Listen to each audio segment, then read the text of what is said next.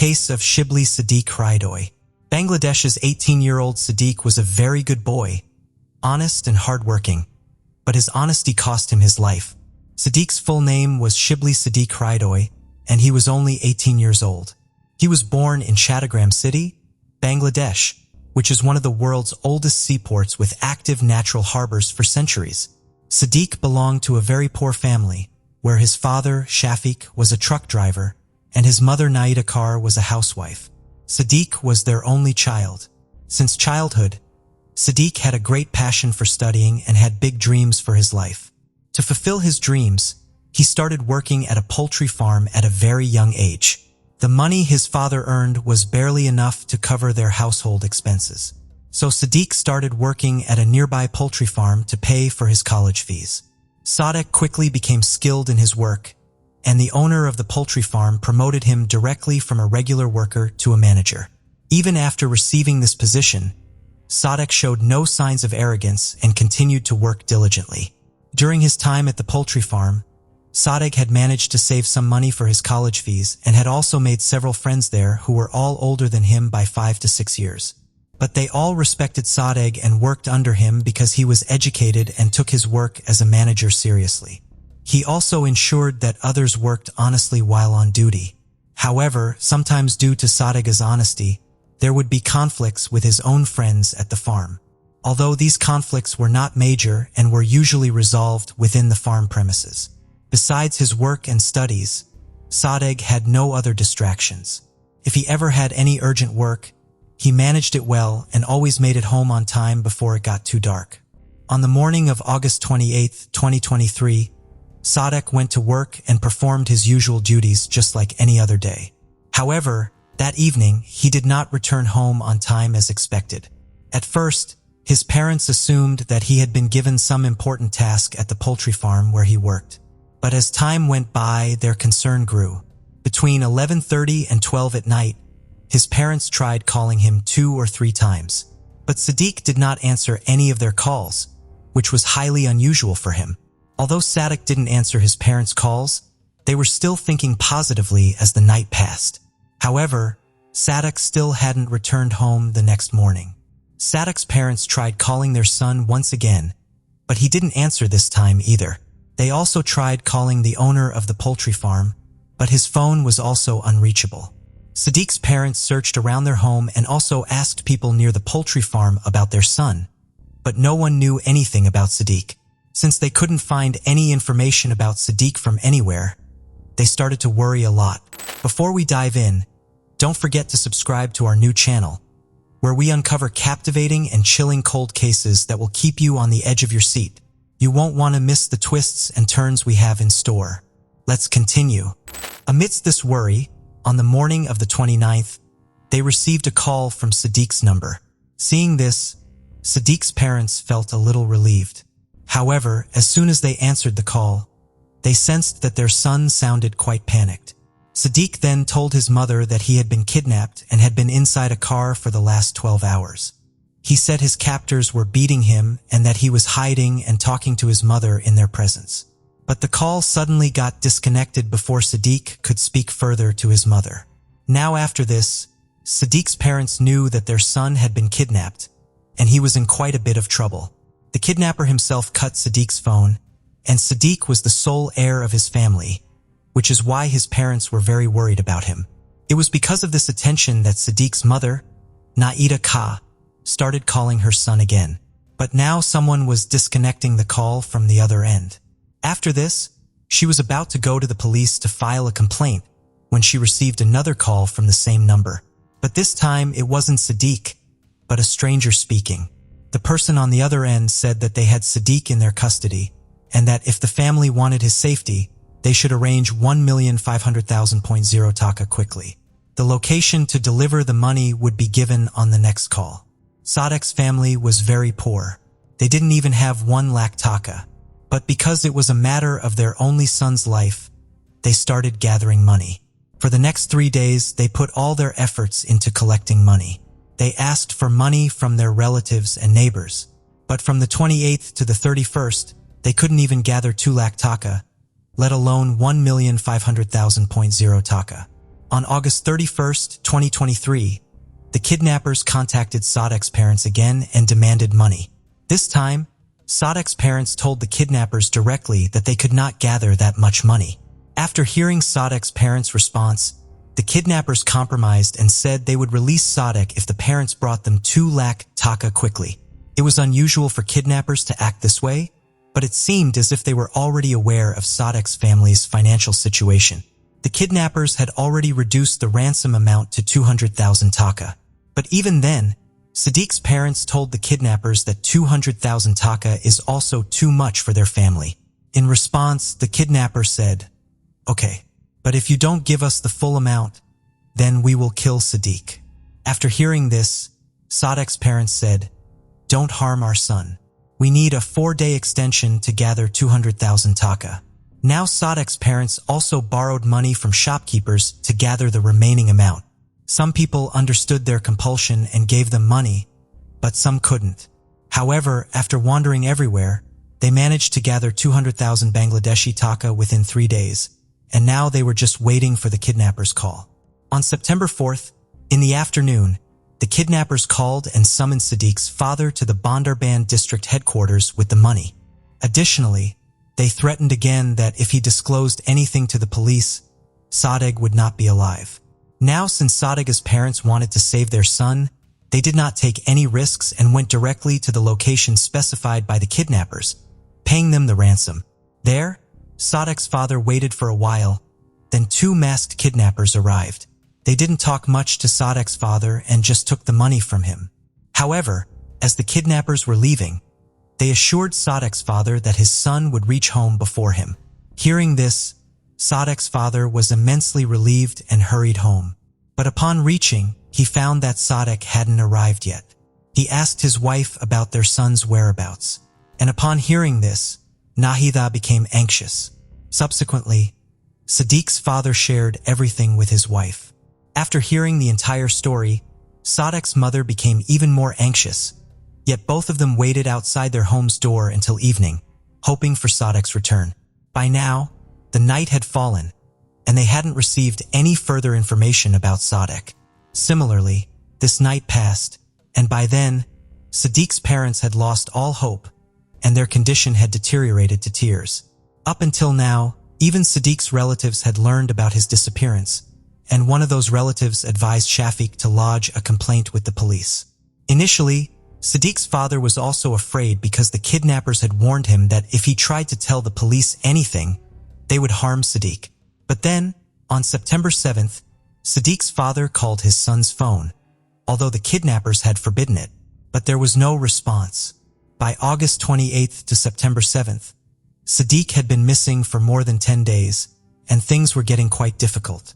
So on the evening of September 7th, Sadeg's parents decided to go to the local police station. There, they recounted everything that had happened over the past 10 days to the police. Initially, upon hearing all this, the police were quite angry with Sadiq's parents for not informing them of the incident first.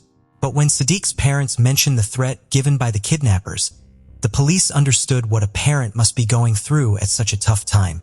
After that, the police quickly assembled a team to search for Sadiq and began their search. During the investigation, the police first checked Sadiq's background, such as his behavior in college, his friends, and how he lived with his family.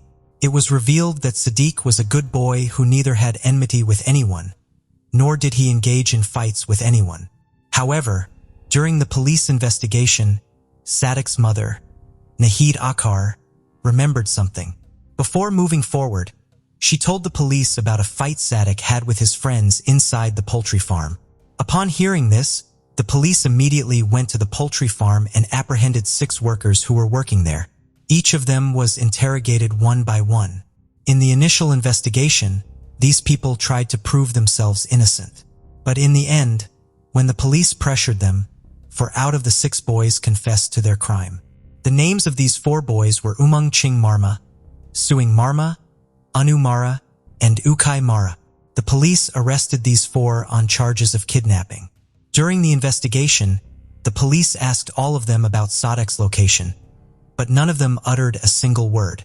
However, after being kept in jail and tortured for quite some time, they opened their mouths and also revealed about their other two accomplices.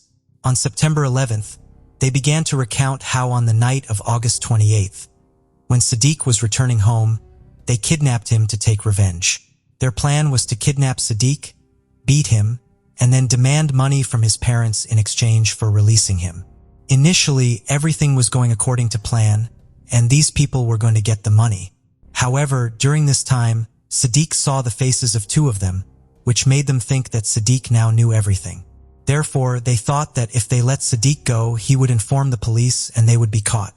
So after that, they used a knife to attack Sadiq and attacked him repeatedly, from his face to his feet with that knife. As a result, Sadiq bled a lot and died on the spot. Now, the police in Sadiq's family had learned that Sadiq was no longer alive. The police are investigating this case as a murder case. After that, the police asked these people about Sadiq's body, to which his killers replied that after killing Sadiq, they had cut his body into pieces and thrown it on a hill. The police went with these people to that hill and found some body parts there. But among those pieces, the police found a proper body a little far away, but its face was completely disfigured. The face of that body was so badly disfigured that the police couldn't identify whether it was Sadegh or someone else.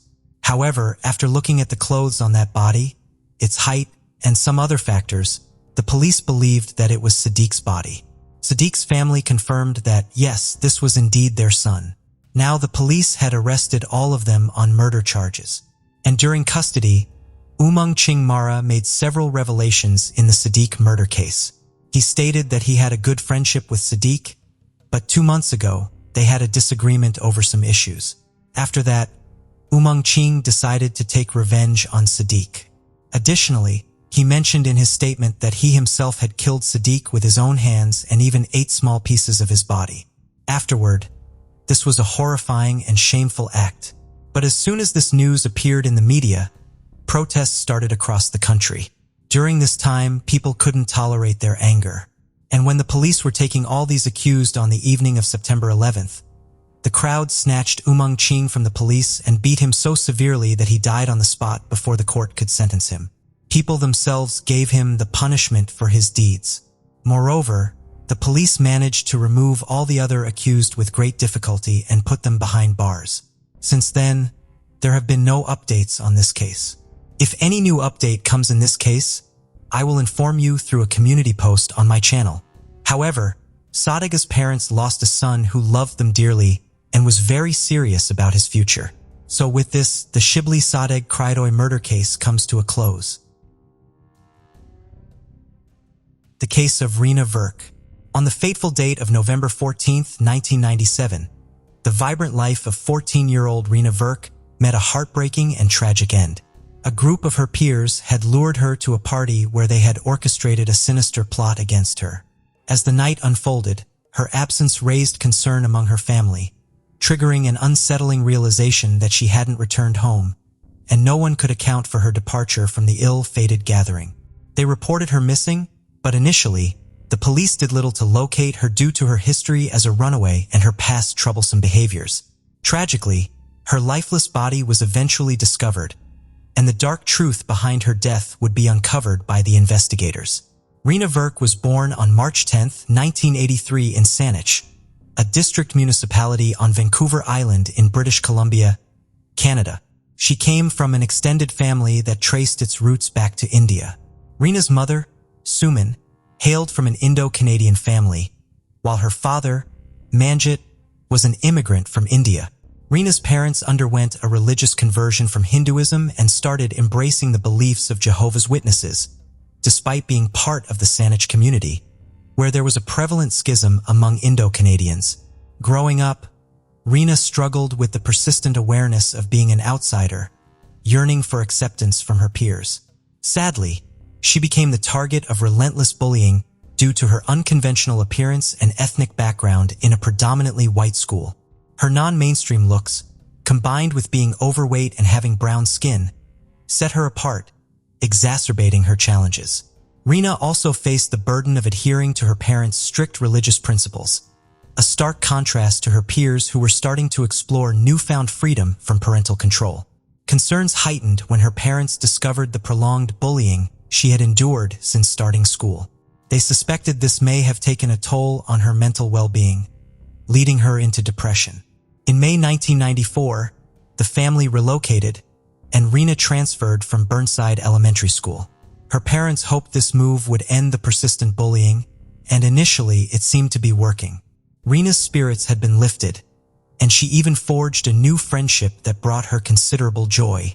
However, this positive turn took a downturn when the newfound friends shunned her and distanced themselves, reigniting the cycle of bullying. In 1996, Reena completed her elementary education and enrolled at Colquitt's Middle School. There, she befriended a group of peers she considered the cool kids. This group disregarded curfews, consumed alcohol, and smoked, embodying the freedom that Reena craved, a liberation from her strict parents and their religious rules. Although Reena felt accepted by her new social circle, her parents disapproved, leading to an increase in her rebellious conduct. In this turbulent phase, Reena's father, Manjit, recalled imparting a piece of wisdom to his daughter, saying, "Bad associations spoil useful habits." In 1996, at the age of 13, Reena received some advice from a friend, suggesting a way to leave her home. The friend proposed that she could enter foster care by informing the police of alleged physical assault. Acting on this advice, Reena reported her parents for assault, but no charges were filed due to insufficient evidence. Consequently, she was temporarily removed from her family and resided with her grandparents, who believed her account. Taking a troubling turn, Reena falsely accused her father of sexual assault in 1997, causing significant trauma to him. Her father faced arrest on charges of sexually assaulting Reena, leading to his incarceration awaiting a trial. Ultimately, her father's charges were dismissed when she confessed to fabricating the assault allegations. Expressing discomfort in her grandparents' home, Reena was then relocated to the foster home, where she wanted to go. There, she formed connections and began mimicking her newfound friends, who often smoked and always discussed gangs, where she even falsely claimed to be affiliated with one. After a while, Reena realized that living in a foster home did not meet her expectations, as she still had responsibilities and a curfew. Therefore, she apologized to her parents and returned home. Later on, she decided to leave her parents' house again, choosing to stay in a youth shelter before eventually being placed in government care. Over the following months, she found herself caught in a cycle, moving between her parents' home, foster care, and youth shelters. This tumultuous relationship with her parents, social workers, and government officials portrayed the struggles of a bewildered teenager. Desiring acceptance and friendship, she saw her strict religious upbringing and overprotective parents as outdated or culturally disconnected. She seemed willing to go to great lengths to gain peer approval. Middle school was the most confusing and emotionally draining period of her life.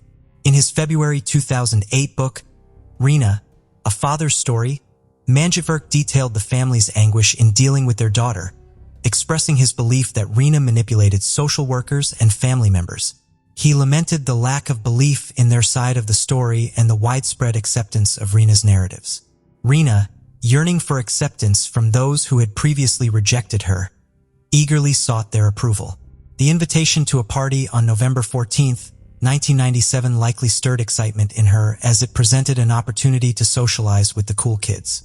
The event initially took place during an overnight stay with her parents behind a Sonic school, but was later relocated to the nearby Craigflower Bridge after police intervention.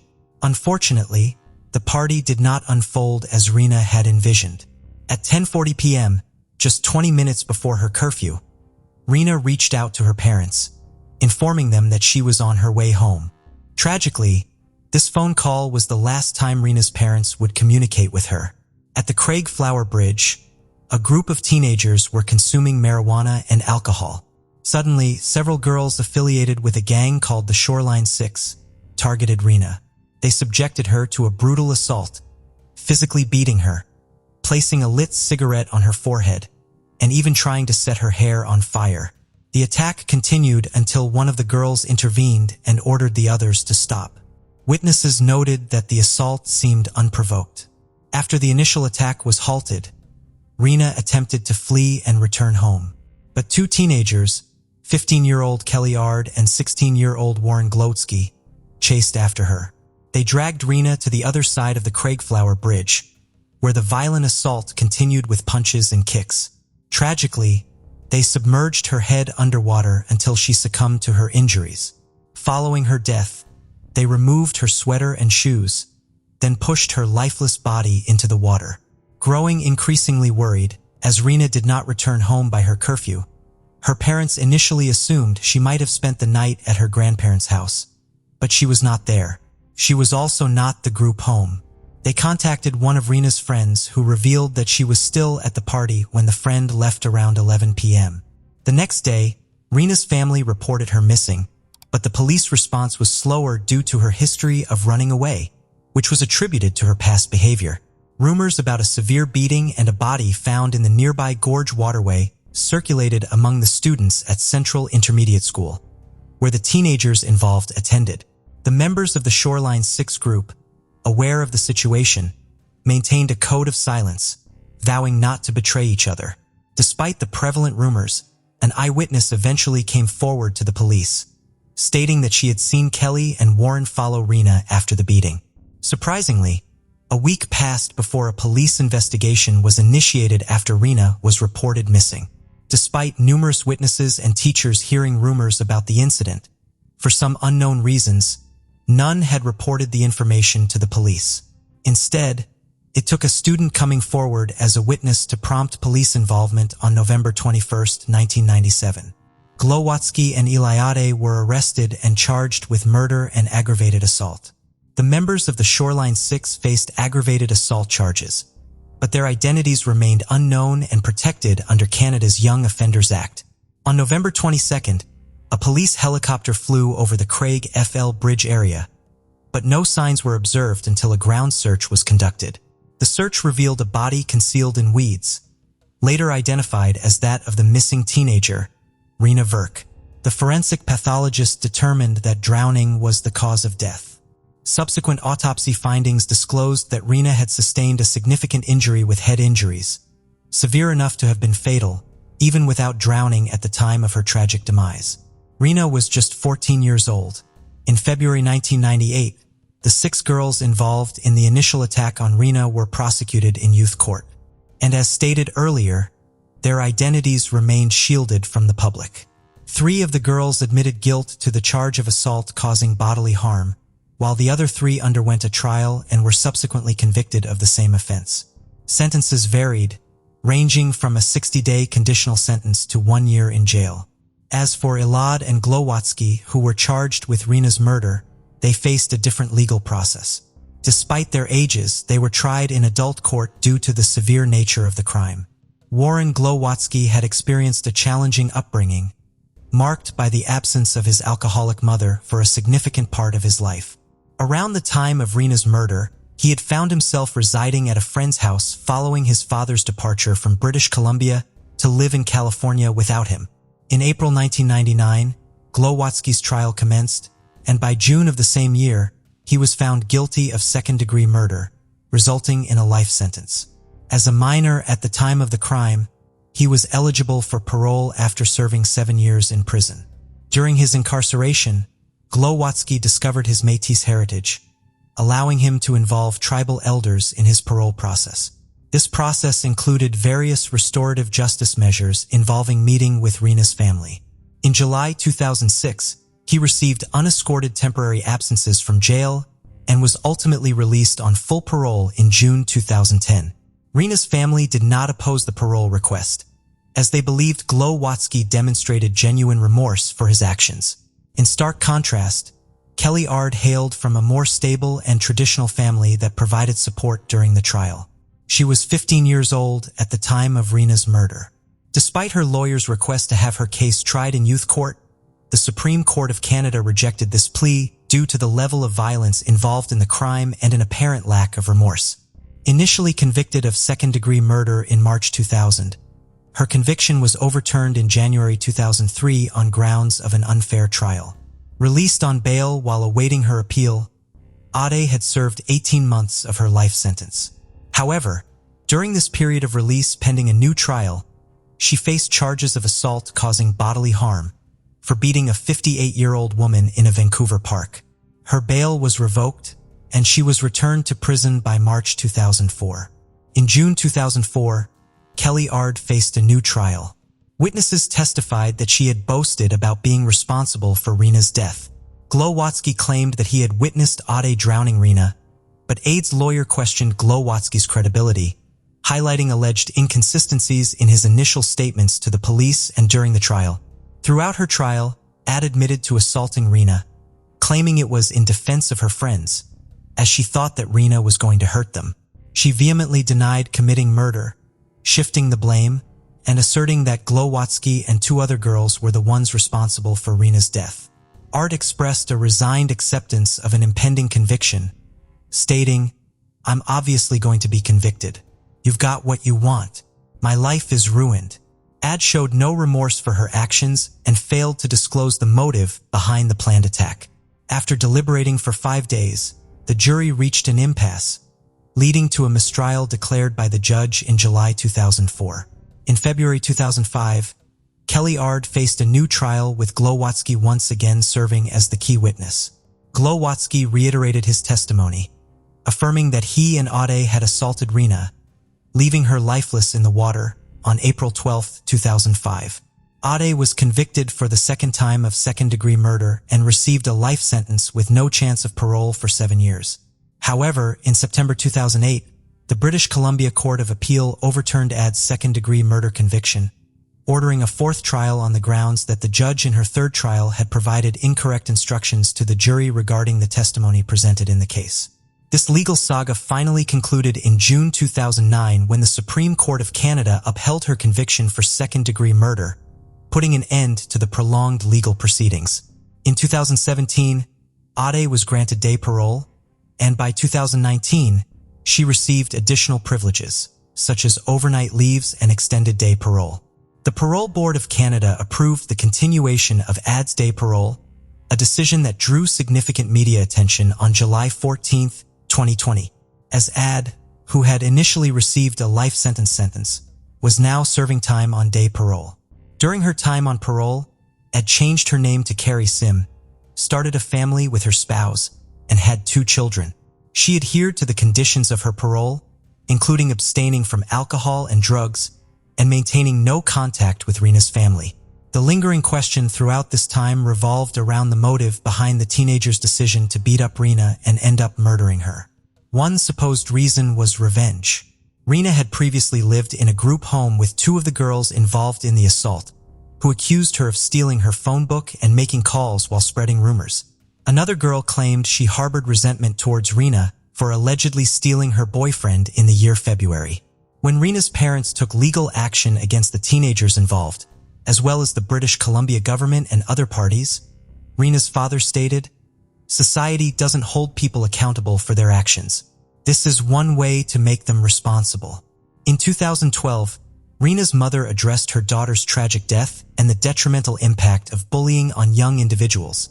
She shared, "For a long time, we were consumed with the legal aspects of dealing with our murdered child, the courts prolonging the cases, and it's as if you had to put your feelings and your grief on hold. I'm finding that now I'm feeling more of the impact of losing Reena, the emotions and feelings. So actually I'm struggling more now and missing her more." Reena's parents started anti-bullying campaigns and inclusion programs in response to the tragedy. They pushed the government to implement anti-bullying measures in schools. Through their persistent efforts, the government introduced an anti-bullying program in recognition of their impactful advocacy. Reena's parents were awarded the Anthony J. Hume Award O distinction in February 2009 for their dedication to crime prevention and community safety. It is indeed sad what Reena endured until her end. Though her actions were troubling, they're somewhat understandable given typical teenage yearnings to belong, which can have both good and bad results. Despite the hardships, her family continued to love her, even after the false charges and awful acts blamed on them. Their love persisted, as they only wished for her well-being. Our deepest condolences go to the life lost too early and the grieving family she left behind. The case of Sarah Everard. Sarah Everard was born in June 1987 to Jeremy Everard and Susan Everard. Her father worked as a professor of electronics at the University of York, England, United Kingdom, and her mother worked in charity. She was the youngest of 3 children in the family, with older siblings James Everard and Catherine Everard. The family home was located in a quiet cul-de-sac in the Heslington area of the city, and Sarah would often be seen playing in the street with her siblings and other local children. She attended the local comprehensive Fulford School in February 2005, where she was remembered as an incredibly likable, vibrant, caring, and popular girl who excelled at sports and performed well academically. After completing her A-levels, she left Fulford School in February 2005 after securing a place at Durham University, where she studied for a degree in human geography and graduated in February 2008. Sarah started her career as an account executive at Proximity London in July 2008, where she worked for 4 months. After that, she joined Rapier as a senior account manager in September 2009. She worked there for 3 years and 6 months before leaving to work at a travel agency.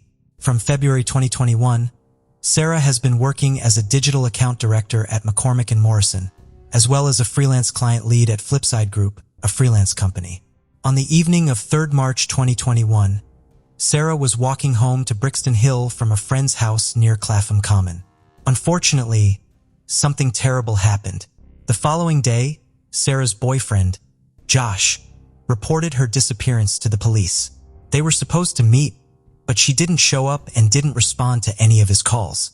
Her family and friends were shocked as she was in regular contact with them, and it was completely out of character for her to disappear like that. A large-scale search operation was launched, involving hundreds of officers and members of the public. The search concentrated on the area between Clapham and Brixton, including parks, woodlands, and other open spaces where CCTV footage had captured Sarah's presence the previous night. Police stated that she was believed to have walked through Clapham Common after leaving her friend's flat and heading towards her home in Brixton, a journey that should have taken approximately 50 minutes.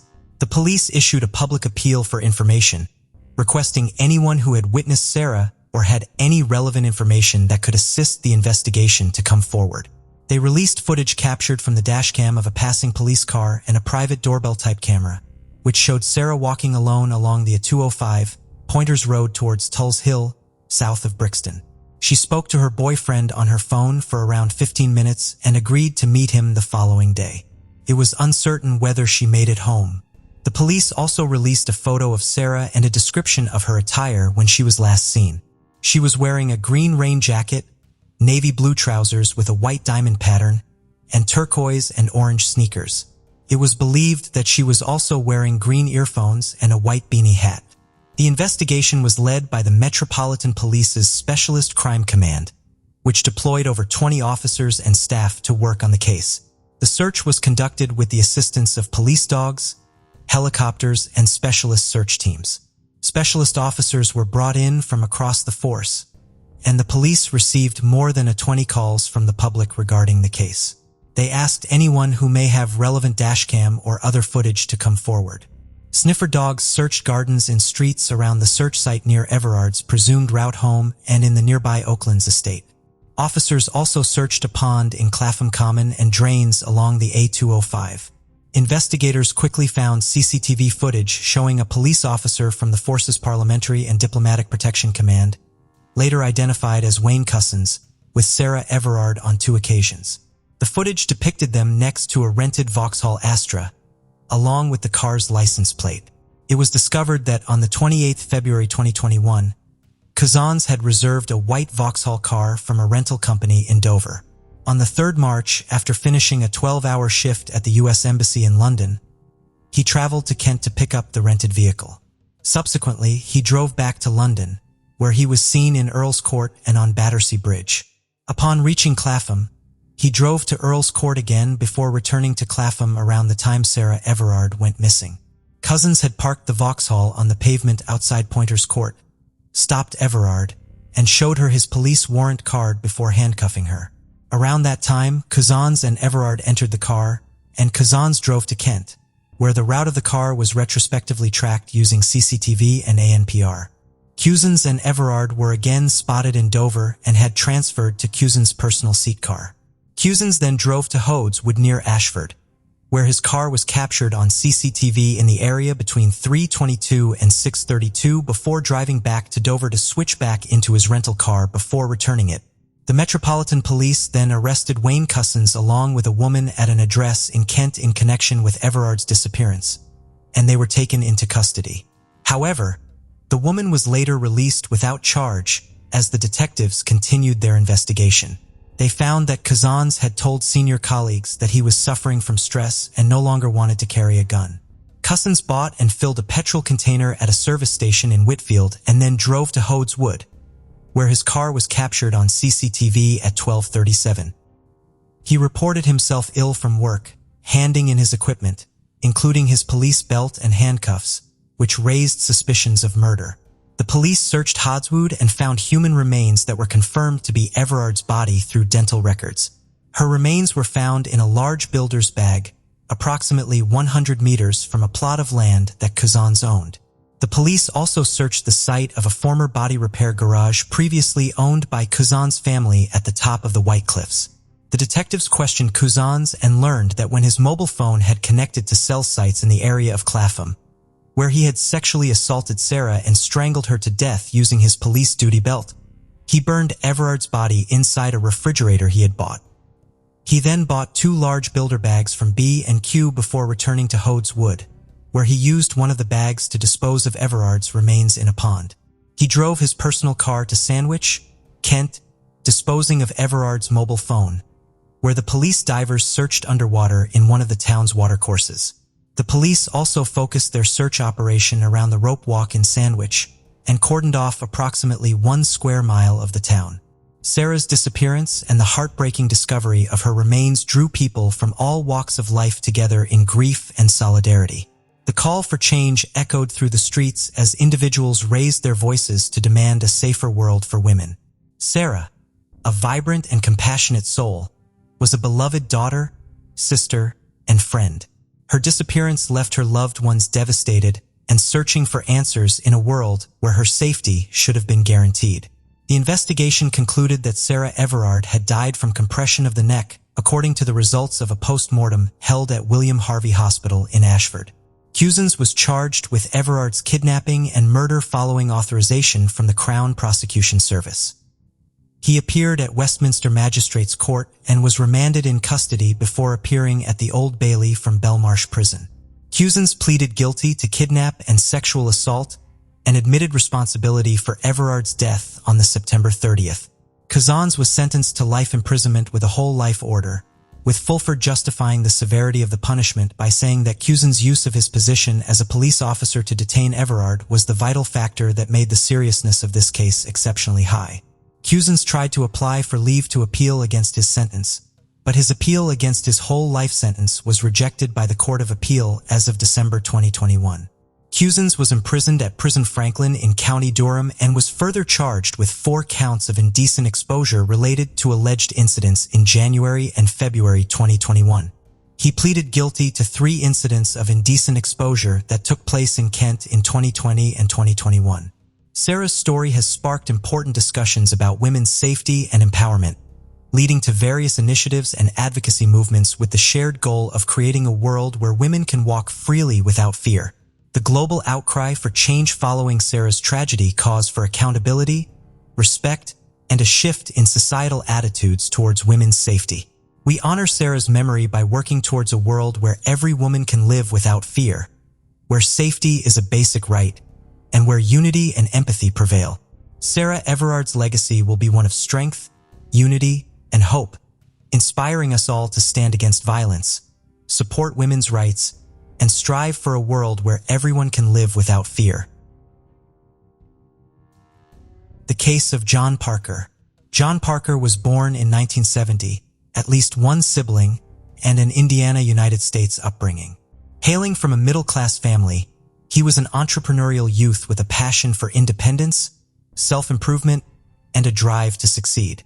Unsurprisingly, after high school, he sought ways to earn a living. According to his brother, his first job was as a waiter's assistant in a restaurant, although his tenure was short-lived for unknown reasons. Undeterred, he soon found a new opportunity that offered greater autonomy and led him to discover his true calling: sales. John started his career as a door-to-door salesman for Kirby vacuum cleaners, a path that initially drew mockery from his family. However, in a remarkably short period, John proved his doubters wrong, discovering his true calling in life. By the end of his first year, he had risen to become the top-performing salesman in the area, and he made it clear that he had no intention of stopping there.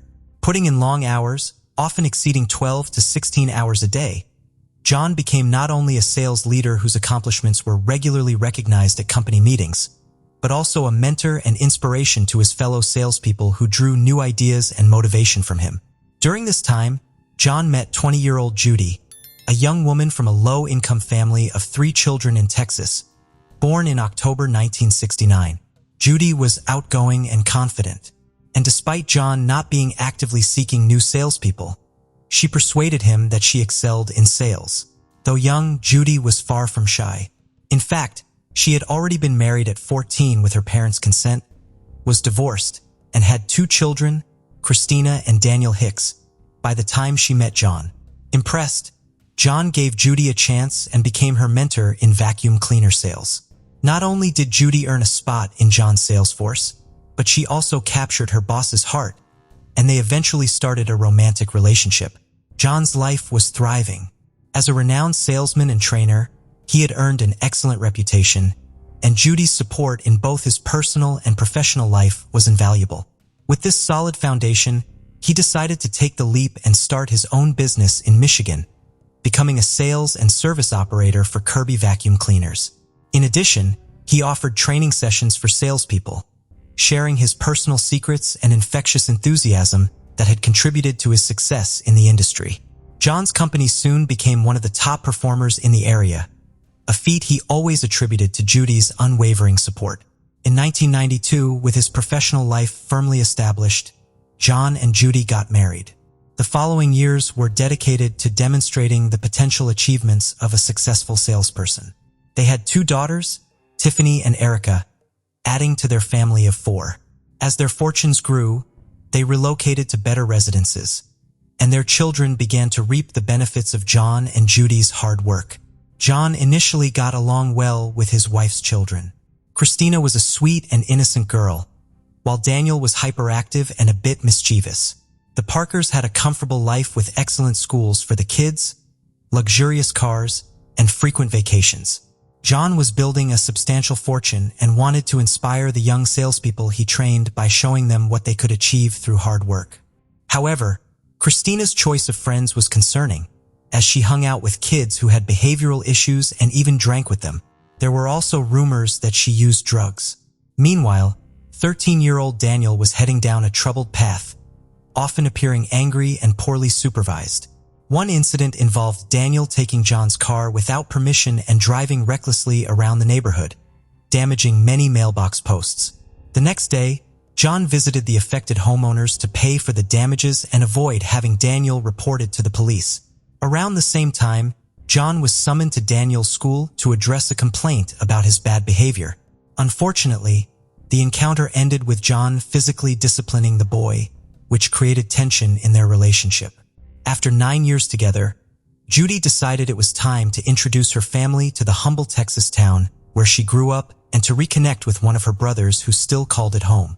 During their visit, Judy confided in her brother that her marriage was on the brink of collapse and that John's behavior towards her children was a major concern. However, the reality was that Judy herself was failing to acknowledge her older children's wayward paths, instead siding with them, which only added fuel to the already volatile situation. John's situation went from bad to worse when he began to suspect that his wife was having an affair with one of his company's employees. As a man of action, John didn't let problems simmer. He addressed them head-on. To be certain of his suspicions, he installed cameras around the office and eventually gathered irrefutable evidence. This confirmation crushed John, and his friendly demeanor took a drastic turn for the worse. He started drinking excessively, which led to violent arguments with Judy and rough treatment of his children. One day, He brutally beat his daughter Tiffany with a belt after her teacher informed him that she had forgotten her homework. The teacher noticed the marks the next day and reported the incident to social services. Before they arrived, John warned the 4 kids that if they wanted to maintain their luxurious lifestyle, they needed to keep quiet about the beating. Tiffany ended up blaming her stepbrother Daniel, who didn't deny the accusations. John's bad mood didn't only affect his family. It also had a significant impact on his employees and the company's clients, who suffered from his outbursts of rage as a result of his wife's infidelity. In an attempt to separate his wife from her lover, John decided to relocate the family to an exclusive area in Crown Point, Indiana. Despite still loving Judy and hoping that by removing her from temptation, they could start anew, things didn't improve. Although Judy made an effort to improve her appearance by losing weight and changing her look, John, on the other hand, let his beard grow, started smoking, and his wardrobe became limited to jeans. His constant distraction led to the decline of the business, which almost went bankrupt, forcing him to sell his boat to stay afloat. Rumors spread throughout the office that Judy was having an affair with Jeff, John's right-hand man, although it was unclear whether the rumors were true or not. These rumors undoubtedly fueled more disagreements between they. At a certain point, Judy dropped a bombshell. She wanted a divorce, but John knew it wouldn't be that straightforward. He felt he had given Judy everything, rescuing her from poverty, embracing her children, lavishing her with luxuries, and loving her with an all-consuming passion. Now that same passion had curdled into bitter resentment. He retaliated by severing all her financial lifelines. He made it crystal clear. If she walked out, she'd leave with nothing. And he had the ultimate trump card, a recording of her illicit affair with a colleague. At the start of February 2003, the strained relationship between John and Judy had taken its toll on their children, whose behavior continued to deteriorate. Tiffany's actions were particularly concerning, having recently been grounded for setting a fire on school grounds with a friend.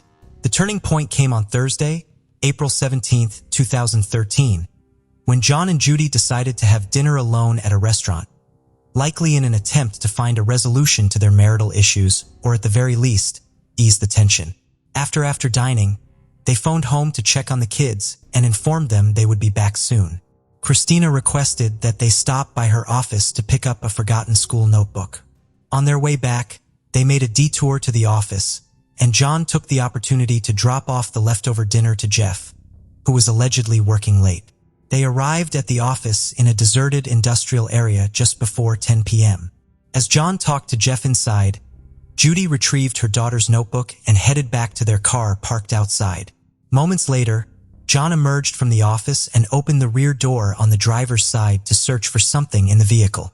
Suddenly, 2 loud bangs echoed through the air, and John crumpled to the parking lot floor. Almost instantly, 911 operators received frantic calls from Judy and Jeff. Police and medical assistance units responded to the scene within minutes. Tragically, John, 33 years old, had been shot in the back of the head and was declared dead at the scene. When questioned, Judy, who was inside the car at the time of the incident, was unable to provide much insight. She stated that she had been sitting in the car when her husband emerged from the office, opened the back door on the driver's side, and immediately heard 2 shots. Judy recalled that upon hearing the gunfire, she instinctively hid using the seat for cover. And when she finally looked up, she caught a glimpse of a dark-clad figure fleeing the scene. John's wallet was missing, leading investigators to initially suspect a robbery. However, as they delved deeper into the scene, doubts began to arise. Several questions troubled the investigators. Why would someone target this desolate industrial area at night with no one around to witness the crime? If it were a robbery, why would the perpetrator take John's life first and then steal his wallet when they could have easily taken the $20,000 gold Rolex he was wearing, as well as other accessible jewelry? And why didn't the thief search John's pockets? A common practice in such assaults. 2 bullet casings were recovered at the scene, Sela corroborating Judy's account of hearing 2 explosions. One of the shots had killed John almost instantly, while the fate of the second remained unclear due to a lack of official information. With their minds racing with questions, the investigators launched their inquiry. And naturally, Judy was the first to be questioned. She revealed that her husband had a dispute with a company employee sometime prior and was able to identify the individual. However, beyond this, Judy was unable to provide any further insight beyond her initial statement at the scene. Jeff likewise proved unhelpful. He was inside the office and only emerged after hearing the shots, by which time everything was already over. Meanwhile, the authorities contacted the Parker residence, where Christina answered the call and was informed of her stepfather's passing. With the robbery motive all but dismissed, detectives shifted their focus to John's inner circle, starting with the disgruntled employee who had allegedly harbored resentment. The man acknowledged their intense argument, but claimed it had been amicably resolved, and his alibi checked out after a thorough investigation. The investigation subsequently cast a wide net encompassing nearly everyone close to the young businessman, business partners, past and current employees, competitors, and even John's friends and family. The only somewhat suspect discovery was the interaction between the widow and the company's general manager, though it ultimately yielded no concrete evidence. Judy's demeanor at her husband's funeral was peculiar, to say the least. Observers noted that she seemed cheerful, chatting with friends and acquaintances, a stark contrast to the somber mood expected of her. Meanwhile, her ex-husband, father of their 2 children, appeared surprisingly at ease, casually reading a newspaper during the service. For days after John's murder, 15-year-old Daniel was questioned about his involvement. 6 months prior, Daniel had paid gang members to kill his stepfather, but they kept the money and didn't follow through. After John's murder, investigators looked into Daniel again. Daniel confessed to paying to hurt John, not kill him, but was released after 9 days due to lack of evidence. Later, it was revealed that John's issues with Judy's children had sparked a deeper investigation into Daniel, which led to suspicions about Judy's 17-year-old daughter, Christina.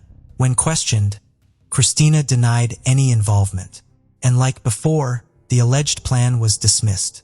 Investigators became curious about the funding behind these schemes, suspecting Judy as the primary source, given that both teenagers had expressed a desire to eliminate John.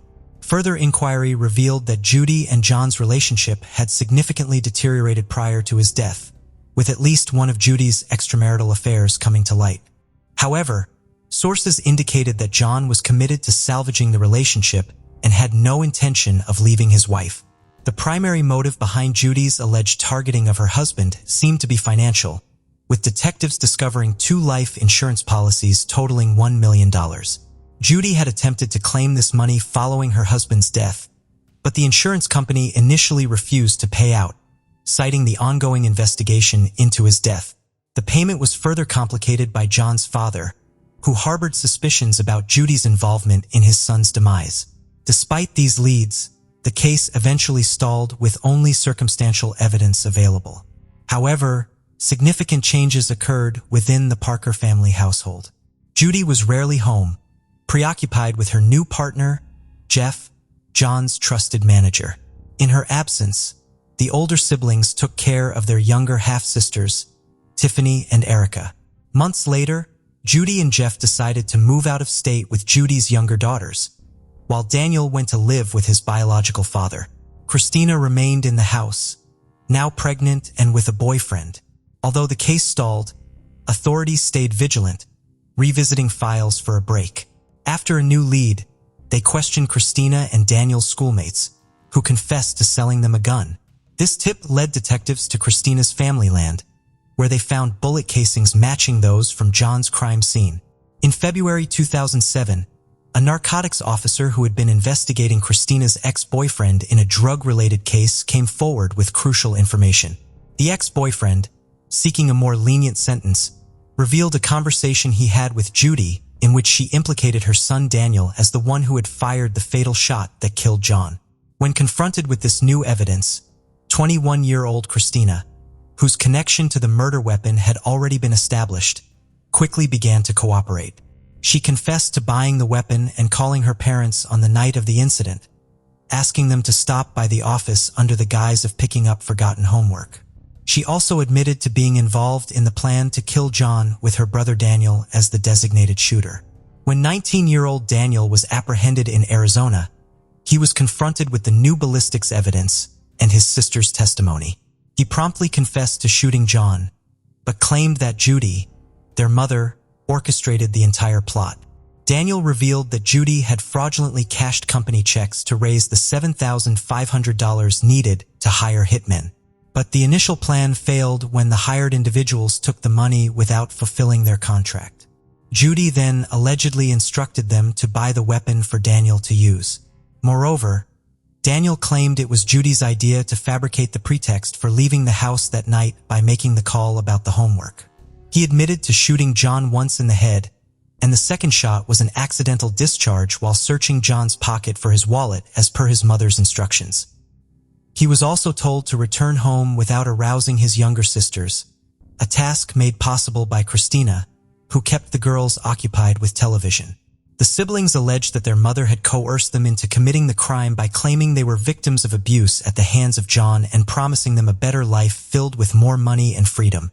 It was also disclosed that this was not Judy's first attempt to kill her husband, as she had previously attempted to poison his food, resulting in only a brief hospitalization for John under the pretense of food poisoning.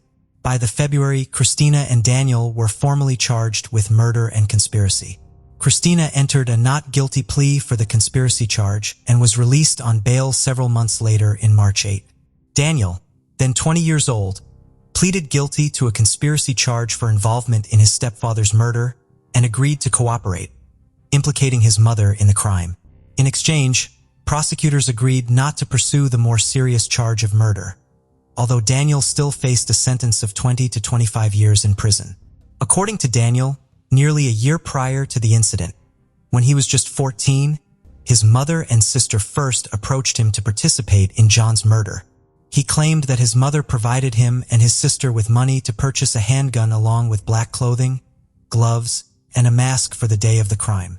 She also allegedly gave him explicit instructions on how to carry out the task, including taking a thorough shower upon returning home to eliminate any traces of gunpowder residue. Ultimately, Judy took it upon herself to dispose of the weapon, the clothes worn during the crime, and her husband's wallet.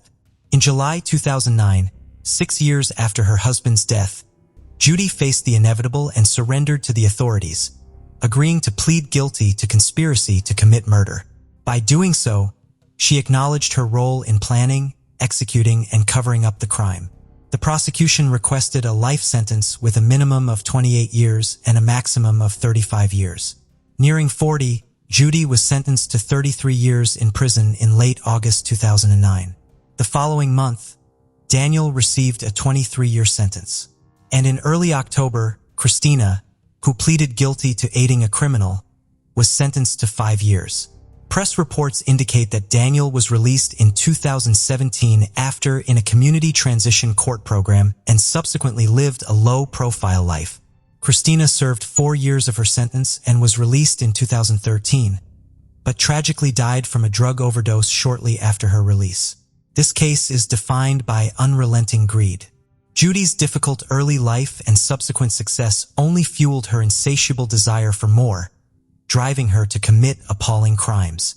Tragically, her actions not only ruined a thriving entrepreneur, but also had a profound impact on her 4 children, resulting in 2 being imprisoned and leaving the younger ones once again without their father and mother.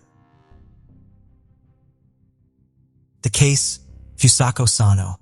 The victim, Fusako Sano, who later changed her name to Sachiko Yamada, was born on November 28, 1980 in Mitsuki, a small town in Niigata Prefecture, Japan.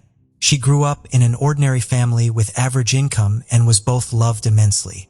Attending one of the local schools, she enjoyed baseball and rooted passionately for the local team. On November 13, 1990, just 2 weeks shy of her 10th birthday, Fusako, a 4th grade student at the time, was returning home from school. She was running a little late because she had stayed behind to watch a school baseball game.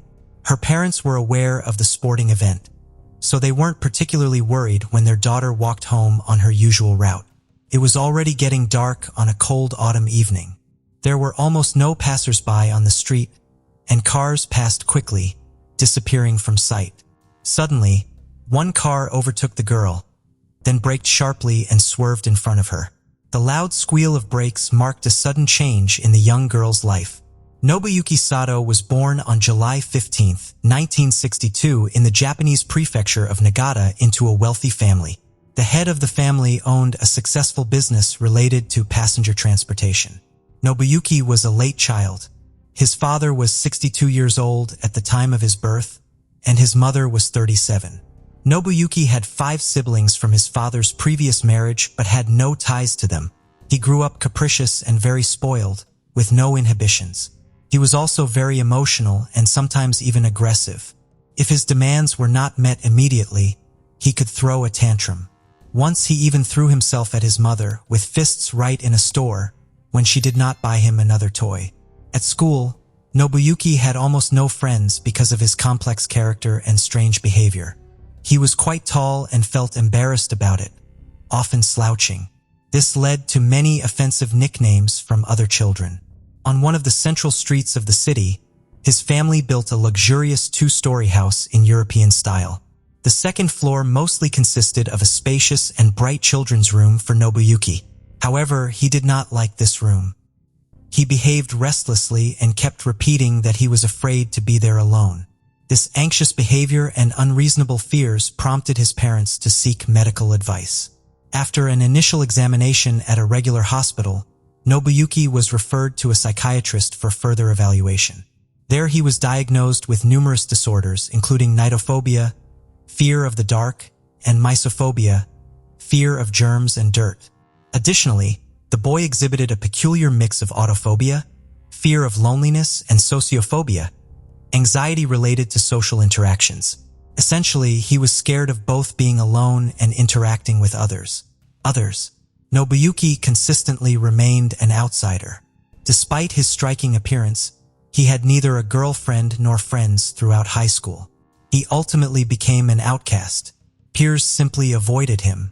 His frustration and dissatisfaction found release solely in interactions with his elderly parents, who always forgave him and attempted to placate him with gifts or money. As an adult, Sato struggled to maintain employment. He frequently encountered conflicts at work, neglected his responsibilities, and created tensions with colleagues. For example, he might leave work in the middle of the day just because rain made him feel down. On one occasion, he even caused injury to a female coworker in what seemed like an attempt to gain her attention. Although this incident was labeled an accident, it resulted in his immediate dismissal. Following this event, Sato ceased working altogether and relied on his parents for financial support. Over time, he ventured out less frequently and engaged in more frequent disputes with his parents. During one such altercation, Sato set fire to their house, nearly destroying it and endangering its occupants. This action led to his compulsory treatment at a psychiatric clinic. In the clinic, Sato was diagnosed with manic depressive disorder and outbursts of uncontrolled aggression. There were also signs of misogyny, a deep disdain for women. He remained hospitalized for just over a month before being discharged after being considered no longer a threat to others. Following his discharge, Nobuyuki maintained relative calmness for some time, and even embarked on reconstructing the partly burned house while adding a few more rooms to it. His efforts didn't last long. He simply abandoned the construction. After the first attempt at kidnapping and subsequent arrest, Sato became increasingly unsociable and sullen. He spent most of his time in his watching TV. Over time, he stopped allowing his mother and father not only into his room, but also to the second floor of their home. If this boundary was violated, he would pounce on his elderly parents with fists, shouting, and threatening them with death. In the spring of 1989, Nobuyuki began to go for walks. He preferred walking near one of the local schools, closely watching the girls. At first, he behaved with restraint. He didn't approach or try to make contact with anyone. But one day, he grabbed one of the girls right at the school gate, threw her over his shoulder, and ran to his car parked nearby. This all happened in front of other children who immediately shouted and called for help. A school security guard and a few bystanders reacted quickly. They rescued the girl and detained the kidnapper before the police arrived. The girl Sato tried to kidnap was barely 9 years old. He couldn't explain why he had attacked her, so the only logical conclusion was that Sato was charged with attempting to commit unlawful acts of violence against a minor. He faced a serious prison sentence, but at his trial in August that same year, Nobuyuki was given only a year's probation. According to reports, his father helped him by using connections and paying a significant amount of money. Soon after, Nobuyuki's name mysteriously disappeared from the criminal database, again due to his father's efforts. However, this zealous effort by his elderly father led him to suffer a heart attack and die. His father felt acute shame and pain for raising such a monster. A year and a half after the first failed kidnapping attempt in Nagata, 28-year-old Nobuyuki went on the hunt again. Throughout this period, he maintained a relatively calm demeanor, avoiding police attention.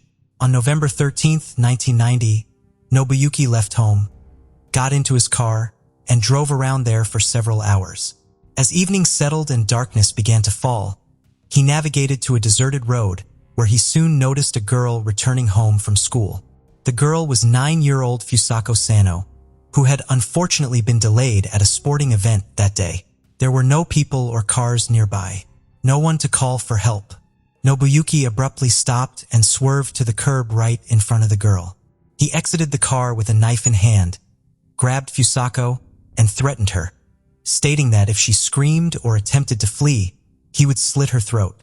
He then forced Fusako Sano into the trunk of his car. After driving down the road for a bit longer, he turned onto a vacant lot where he opened the trunk again. He tied the girl's hands and feet and taped her mouth shut. As night fell, Nobuyuki drove to his house. He carried Fusako through an unfinished part of his dwelling to remain undetected. Then he exited again and re-entered through the door as usual. Nobuyuki went upstairs and once more threatened her with the knife, instructing Fusako to be silent. He tied her to the bed and warned her that if she tried to leave the room, look out the window, scream, or cry, he would kill her and dispose of her body in the ocean so no one would ever find it. Terrified beyond belief, Fusako complied with everything her kidnapper demanded, still hoping for mercy and release. When Fusako did not return home from school at the expected time, her parents began worrying. They knew she stayed late after school sometimes to watch baseball games. But it was getting dark, and she should have been home long ago. Initially, the Sono couple tried to locate their daughter by tracing her usual route from home to school. Unfortunately, their efforts were in vain. As night approached, they turned to the police, hoping for a swift resolution, since only a few hours had passed since she vanished. Police squads began the search promptly, and by morning, dozens of volunteers from the local community had joined the effort. The following day, over 200 individuals participated in the search operation. They combed through the area, pasted flyers bearing the missing girl's photo, and interviewed passersby in hopes of finding random witnesses. Notably, Nobuyuki lived in close proximity to both the girls' school and the police station. Moreover, he had previously drawn police attention for an attempted kidnapping involving this very girl. However, he was not considered a suspect due to his late father's influence, which ensured Nobuyuki's name did not appear in any criminal databases. The extensive search went on for several months. Authorities and volunteers checked numerous empty buildings, structures, trailers, and railroad cars. They searched suspicious vehicles and vacant lots, and even monitored interstate highways. Despite these substantial efforts, no clues or traces of the schoolgirl's whereabouts were found. Various theories emerged, including one suggesting that North Korean special services might have been involved in her abduction. However, as time passed with no successful leads, Fusako Sano remained missing. Captured by a maniac, as Fusako herself later recounted, she was initially terrified and complied with her demands in hopes that he might eventually show mercy and release her. Nobuyuki had no intention of letting her go. During the initial months of captivity, he bound Fusako's hands and feet so tightly that it impaired blood flow and caused some loss of sensation in her limbs. Any sign of disobedience or breaking silence resulted in severe punishment. He used a stun gun on her and physically assaulted her with fists or threats involving a knife. At the same time, Nobuyuki never once took advantage of his victim in an intimate way during her imprisonment. He did not regard her as a woman, but rather as something between a living toy and a pet. Talking to Nobuyuki was her only interaction.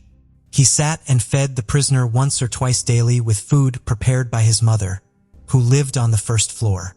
Due to this meager diet, the girl became weakened and severely malnourished.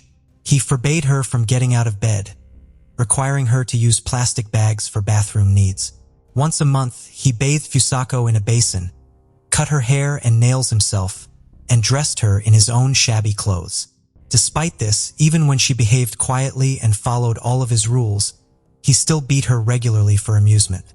After several years, Fusako was finally broken psychologically. She complied with all the demands of her tormentor and did not attempt to run or look out the window. Nobuyuki stopped tying her up when he went somewhere else and didn't even lock the door of his room. He merely made the bed with the prisoner lying there and threw a couple of blankets or towels on top so that at first glance it looked like there was nothing underneath. As time went on, Nobuyuki began to turn on Fusako's radio periodically and allowed her to watch television with him. However, they only watched shows or sports matches that interested him. He also brought her comic books, which he adored. These were the only things Fusako read during her years of confinement. For almost 10 years, she had seen no other people apart from her captor and had never spoken to anyone else or left the confines of her room. In fact, she stayed on the bed all the time and hardly moved at all. The girl had become so resigned to her fate that she did not even try to resist escape or make herself known.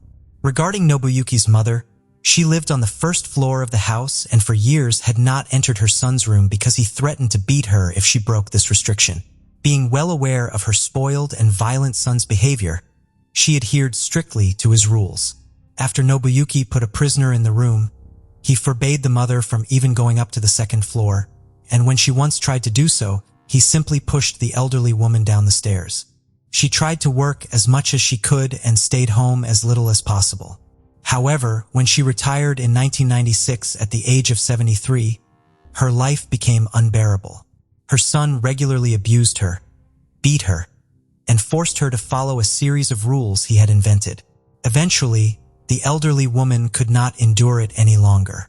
In the spring of 1996, she went to the police and wrote a statement declaring that she was a victim of domestic violence by her own son. Unfortunately, the police did not want to handle the case and persuaded Mrs. Sato to withdraw her statement and deal with the family issues independently. The pensioner sought help from a public health center twice, where she complained about her son's inadequate and aggressive behavior, asking for his hospitalization in a psychiatric facility. However, she was denied assistance each time because her reasons were considered not serious enough. They advised her instead to persuade her son to voluntarily seek help at a clinic. In January 2000, nearly 4 years later, and after another severe beating, the exhausted elderly woman called a hospital requesting immediate medical attention and law enforcement presence because her son had tied her up and tasered her multiple times. This unexpected discovery prompted officials to finally respond to her complaints and visit their home. When the ambulance and police arrived, Nobuyuki became visibly nervous and acted aggressively. He resisted arrest and attempted to fight back. Due to his inappropriate behavior, officers had to handcuff him while medics administered a large dose of sedatives. The battered elderly woman admitted that she was terrified of her son's increasingly aggressive and uncontrollable behavior. She also revealed that she had not been upstairs for many years because he had threatened to kill her if she did. The police decided to inspect the second floor and Nobuyuki's room. Once inside, they noticed a pile of blankets on the bed, which suddenly moved slightly. Pulling back the blankets revealed a very thin, pale, and exhausted girl underneath them. When questioned about who she was and how she ended up there, she quietly gave her name and said that she had been kidnapped on her way home from school. A long time ago, following the disturbing discovery, Nobuyuki's mother was brought into the room and asked if she recognized the girl. The woman appeared very surprised and insisted she had no idea that anyone than her and her son lived in their house. The captive also confirmed she had never seen the woman before. On the same day, Nobuyuki was taken to the station for questioning. His statements astonished the police officers. He meticulously recalled driving along the road when he saw Fusako. According to Nobuyuki, he found the girl very attractive and decided to take her home with him. He claimed to care for her, feeding, washing, dressing her, and reading comic books to her. He asserted that he only punished her for disobedience. Furthermore, he confessed that he loved his captive as a friend, believing she reciprocated these feelings. Nobuyuki expressed no intention of ever releasing her and hoped she would stay with him for life. He enjoyed spending time talking with her for hours about various topics such as skateboarding, soccer, music, or his favorite comic book characters. Despite this interaction, Fusako never attempted to escape. Nobuyuki concluded this meant she liked living with him. After a medical examination, doctors concluded that despite his mental disorder, Sato Nobuyuki was able to recognize his actions and could stand trial. His mother faced potential involvement as an accomplice because she regularly purchased feminine hygiene products at his request and possibly suspected something was amiss. However, it was considered that she repeatedly contacted police and medical institutions, but received little response. The case garnered significant public attention even before the trial commenced, leading to strong criticism of city police. Notably, Nobuyuki had previously been prosecuted for attempting to kidnap a schoolgirl, but remained above suspicion when he carried out his plan successfully. Consequently, both the local police chief and head of the regional police department were removed from their posts due to their inability to control the situation effectively from the outset and their numerous mistakes. Nobuyuki Sato was brought to trial in May 2000. All his actions, even the smallest offenses, were meticulously scrutinized and added to the case. The prosecutors aimed to secure the maximum possible punishment for the kidnap. Consequently, Sato was found guilty and sentenced to 14 years in prison. This term was deemed the maximum at that time. He was released in the spring of 2015. By that time, his mother had long passed away in a nursing home, and Nobuyuki had no other relatives. He himself was found dead a year and a half later in early 2017 in a small rented room. The cause of his death was not disclosed. As for the girl's life at the time of her discovery, Fusako was so weak that she could barely stand on her feet. Doctors diagnosed her with exhaustion and dehydration. Her muscles were practically atrophied. Additionally, she stuttered, was frightened of sunlight, and had nearly lost her communication skills. When her parents saw their daughter for the first time after nearly a decade apart, they didn't recognize her immediately. It took around a year for Fusako to recover physically to some extent, but her mental health took much longer to heal. Fusako Sano suffered severe post-traumatic stress disorder. She avoided people and intellectually remained at the level of a 9 or 10-year-old child. Her parents moved her out of town where she changed her name to Sachiko Yamada and flatly refused to speak with the press. Over time, though, she made friends and took up photography. She even passed her driver's license test. However, in February 2007, she faced another traumatic event when her father drowned before her eyes during a family trip to a river. No story is more sorrowful in the world than the tale of Romeo and Juliet, concludes the Duke in the most famous story about two lovers. Yet in Shakespeare's tragedy, Romeo and Juliet end their lives by their own choice. While in our story, the young lover solves the problem differently. The creation of the Bordon family began in Missouri. Michael and Catherine met in school. They were classmates. Michael was captivated by his blonde, radiant, and responsive classmate.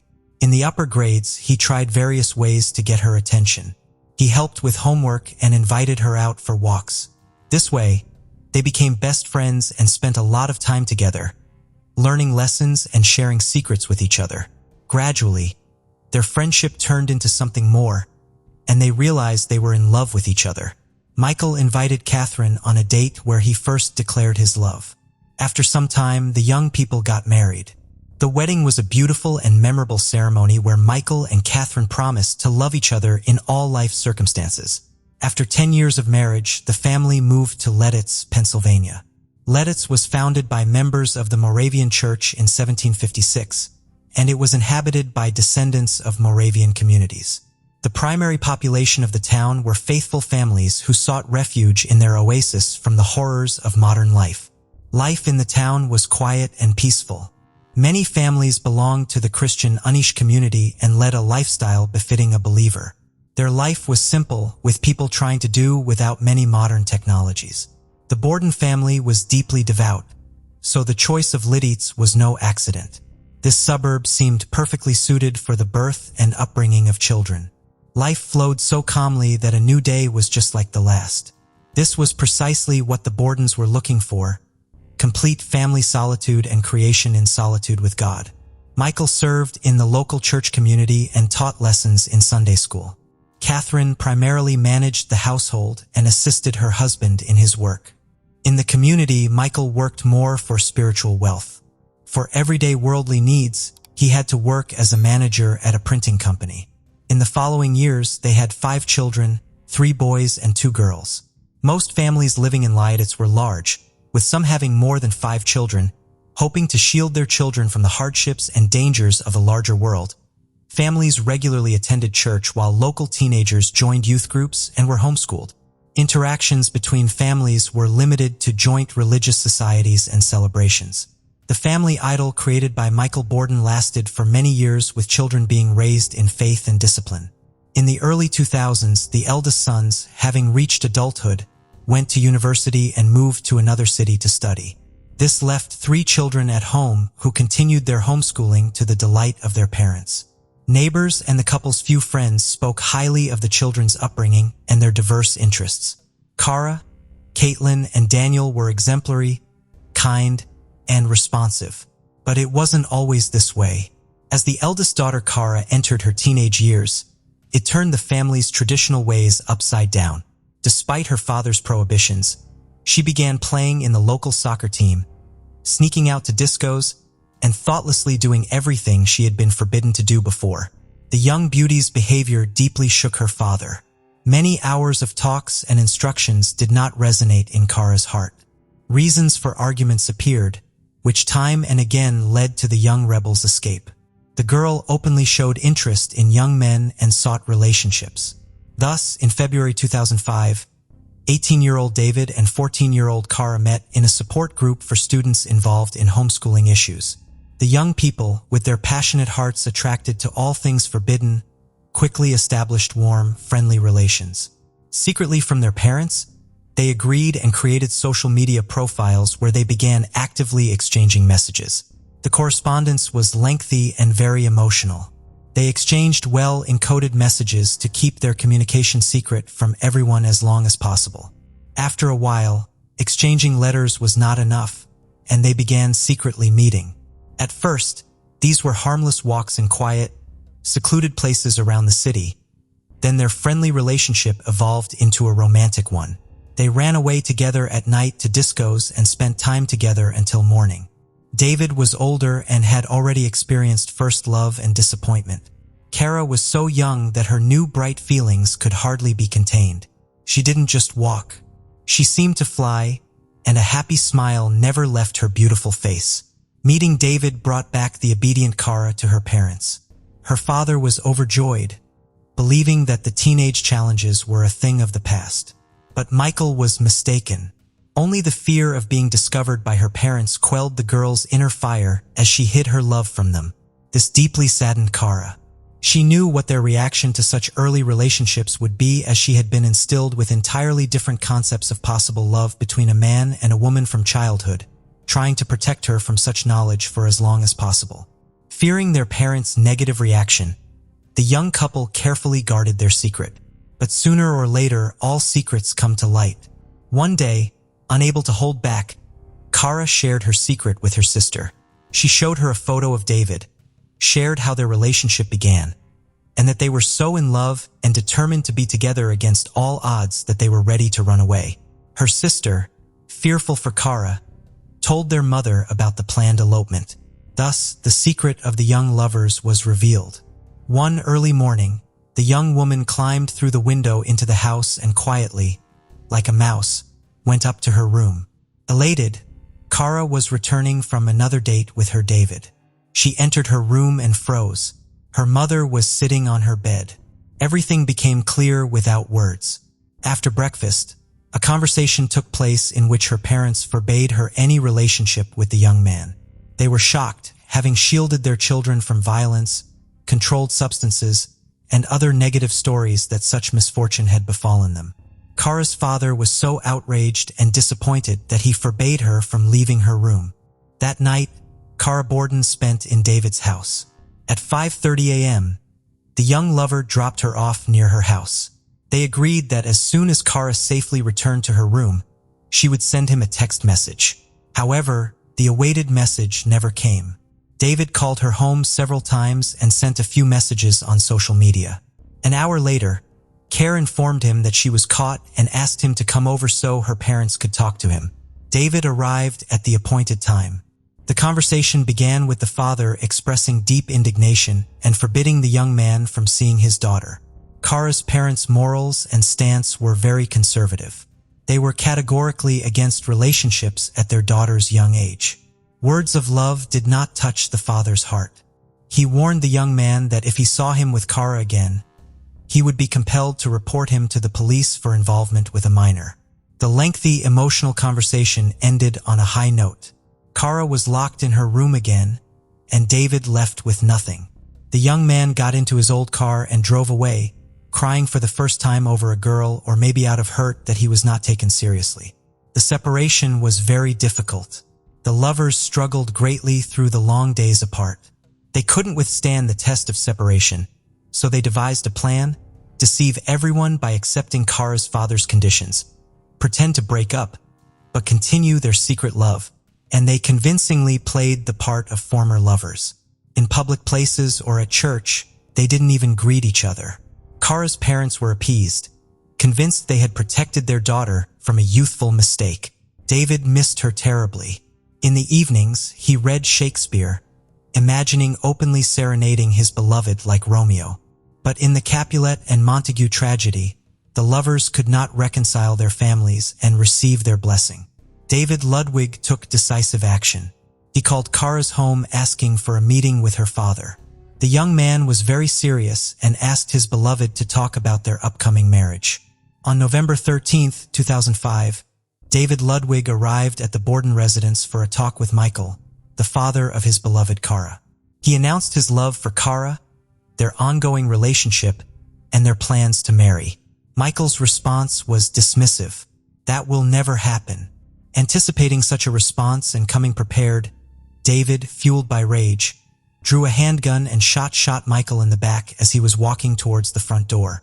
Then David sought out Kara's mother, Catherine, and shot her while she was sitting on a chair.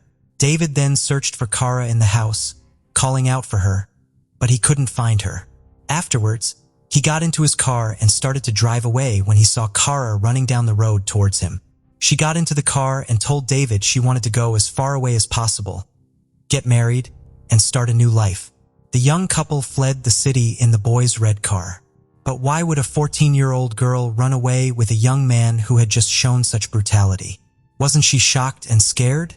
Both were considered good kids. How did they turn into criminals? Kara Bordon was reported missing for 24 hours after her parents, Michael and Catherine Bordon, were found deceased. After reviewing surveillance footage, the police followed the trail of the teenagers.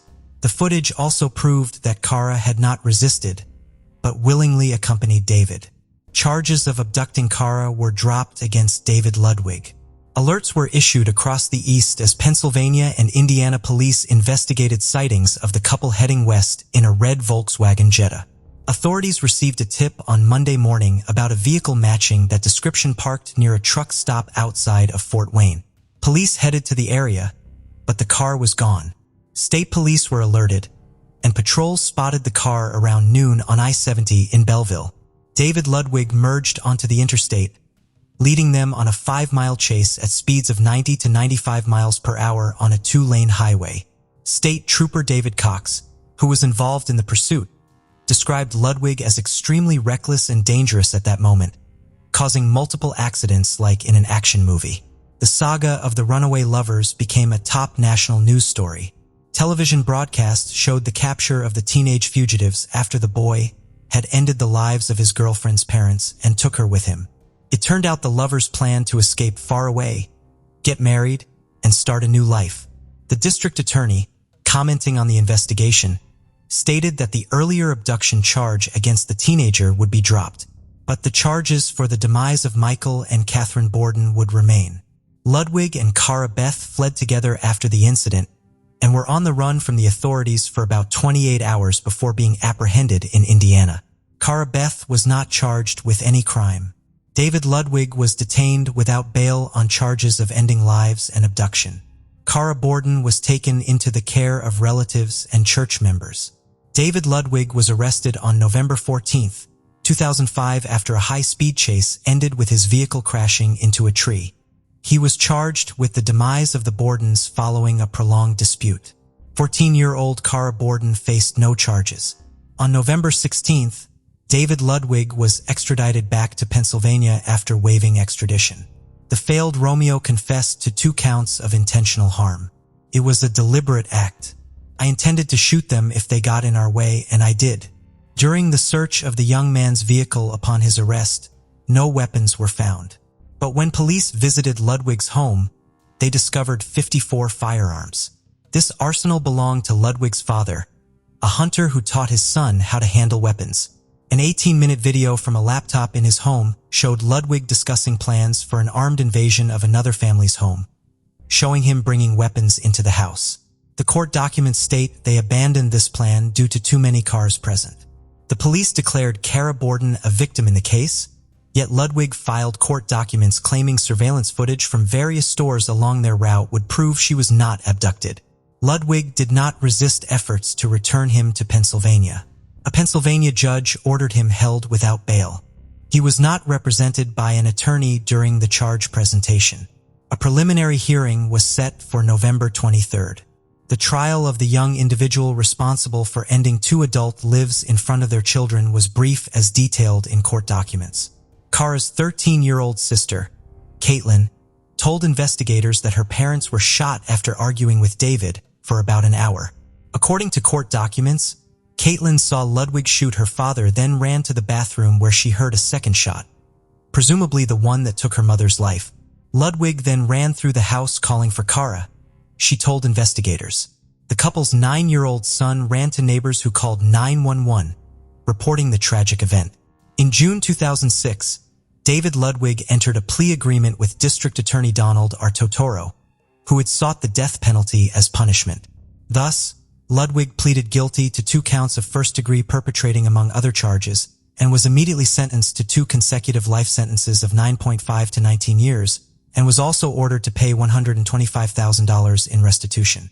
Since February 2006, Cara Bordon has been under guardianship, represented by a legal counsel. In written statements published on November 22, 2005, the abduction charge against David G. Ludwig was dropped.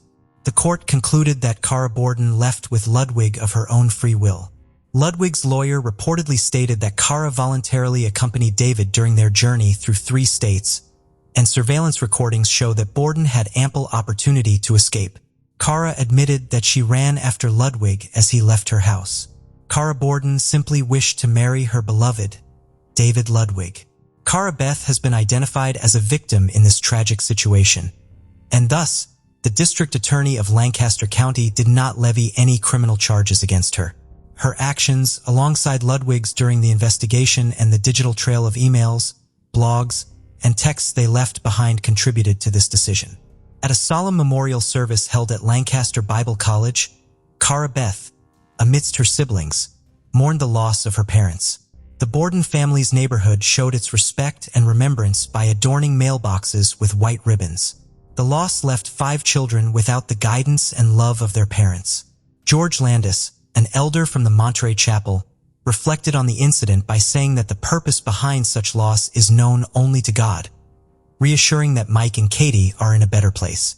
Vera Zimmerman, 50, familiar with the Bordon family and Ludwig's mother for 7 years, remarked on the upbringing of the children, pointing out that a lapse in judgment led to the unfortunate events. Friends and neighbors recalled Cara Bordon as a joyful and sociable young girl, known for her babysitting in the neighborhood and her passion for soccer. Kevin Eshelman, executive pastor at Ephrata Community Church, noted her regular participation in youth group activities. However, underlying tensions between Kara and her parents were noted by Zimmerman, highlighting concerns over Kara's interest in boys. Samuel P. Lohr, a friend of Ludwig, disclosed to authorities their secret intimate relationship marked by flirtatious electronic communications and inappropriate image exchanges according to legal documents. Zimmerman mentioned a significant decision by Kara's parents to disconnect her internet service in response to her relationship with David, indicating their disapproval. The peaceful town was left in shock by the grim events that unfolded, resonating beyond the local community to wider circles, especially those involved in homeschooling. Friends of the family struggled to comprehend how such sheltered children could commit acts of grave severity. Officially, they weren't considered a couple due to parental disapproval of their relationship, shared Stephanie Mammon, a 16-year-old neighbor of the Bordon family. This incident underscores the dilemma where David Ludwig, faced with opposition, chose violence as a solution to his problems. David G. Ludwig's appeal for release was ultimately denied by the state appellate court, as announced by the Lancaster County District Attorney's Office. Following his sentencing on June 20th, Ludwig underwent various assessments at Camp Hill before being moved to a state prison in Indiana County to start serving his life sentence for taking the life of his girlfriend's parents.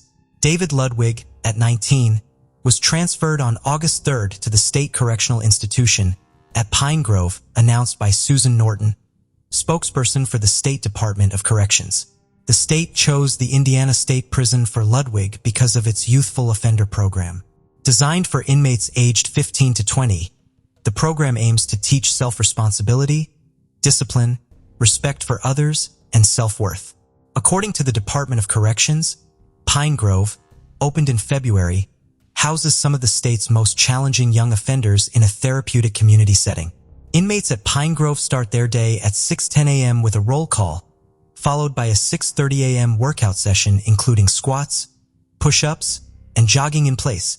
They return to their cells at 7:15 a.m. to get ready for breakfast at 7:30 a.m., with lunch at 11:30 and dinner at 4:20 p.m.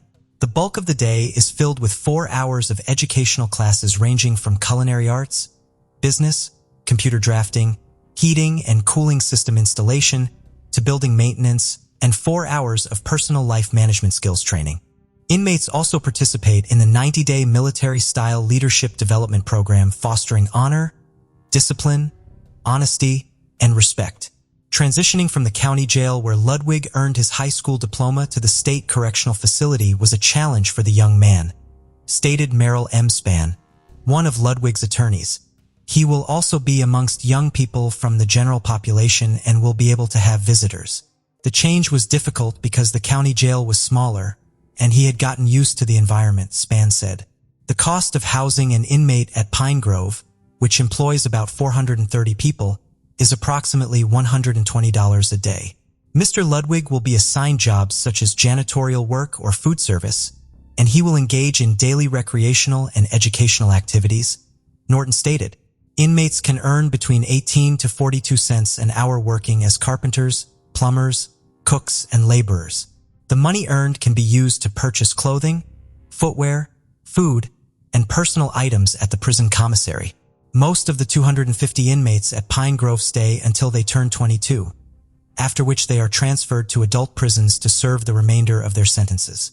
David Ludwig, now 37, is serving 2 consecutive life sentences for shooting Michael and Catherine Bordon in their home in November 2005 after they told him he could no longer see their 14-year-old daughter, Kara Bordon. In his latest petition, Ludwig referred to alleged issues, including being treated as a juvenile offender serving a life sentence.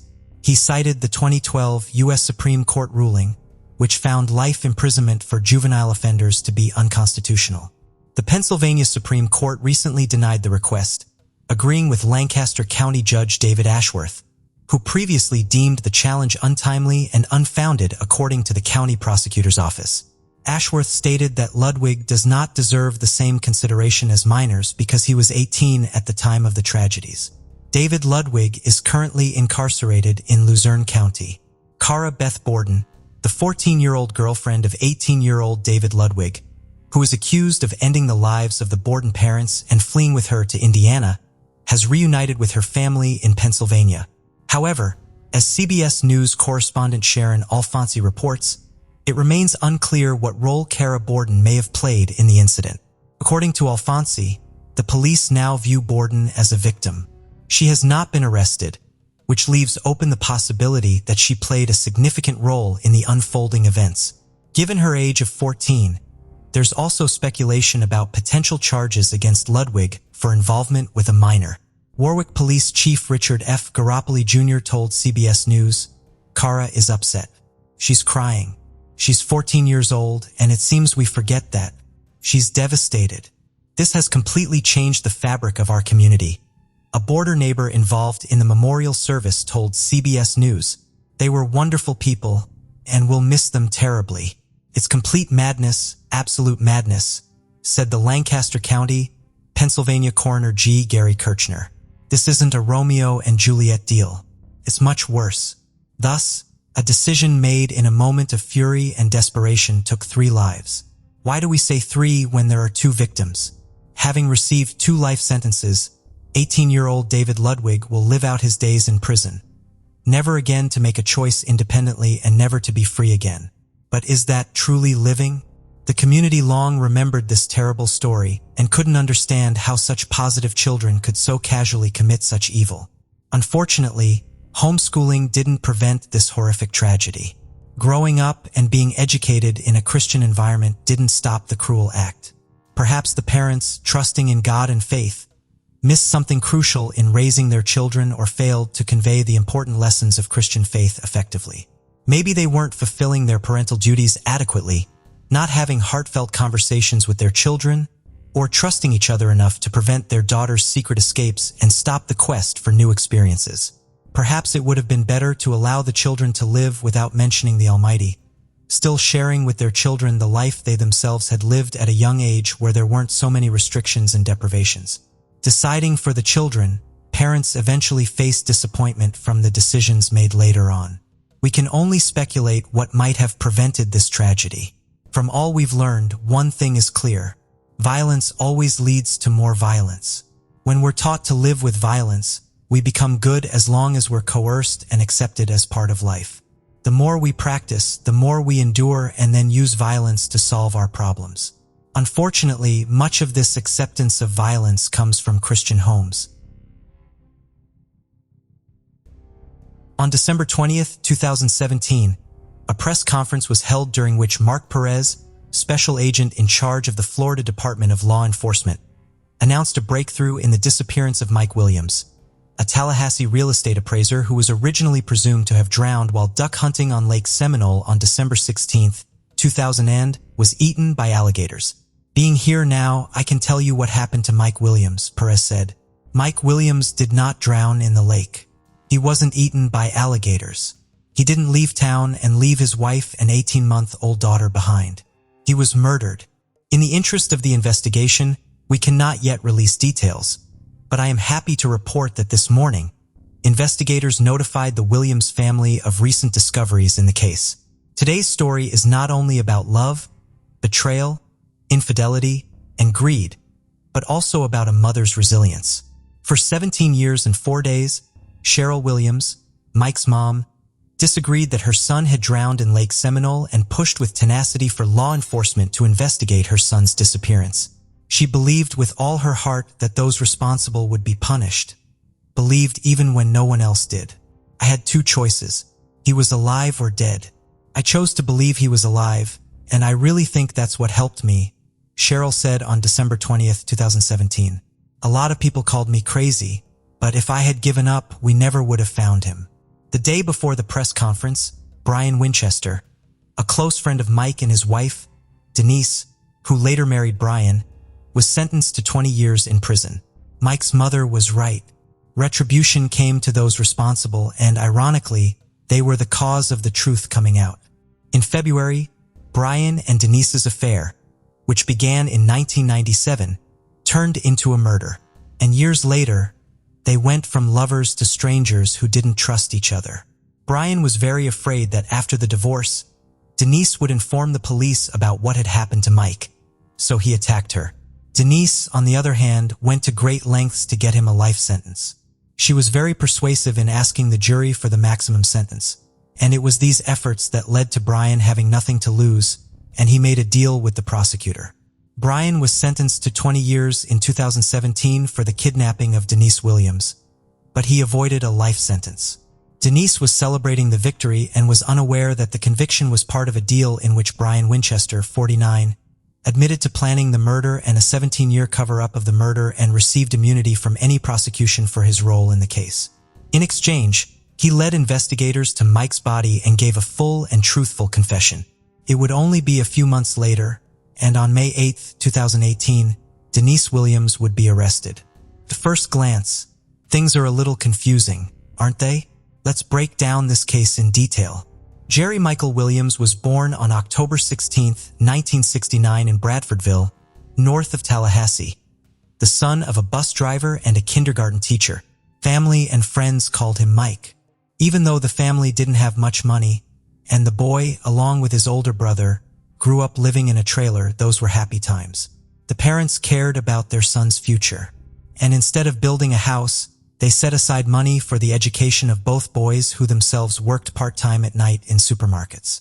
The sons enrolled in North Florida Christian High School. There, Mike excelled. He became student council president, played soccer, and was active in the Key Club. At the age of 15, Mike started duck hunting as a hobby and met Denise Merrill. The young lad was a soccer player and student council president. Denise was a cheerleader and council secretary, and they began dating. Friends thought they were a great couple. While still in high school, Mike became best friends with Brian Winchester, whom Denise introduced him to. Brian later had a friend, Katie Thomas, and the two couples remained friends for the rest of Mike's life. After high school, Mike attended Florida State University where he majored in political science and urban planning. The lovers graduated together. Denise became a public accountant. Mike became a real estate appraiser. Mike proved to be a valuable worker. He often worked 15 hours a day, and, of course, his career took off. In 1994, the young, successful man married Denise. It was around this time that Brian married Kathy as well. All four of them continued to stay in close contact.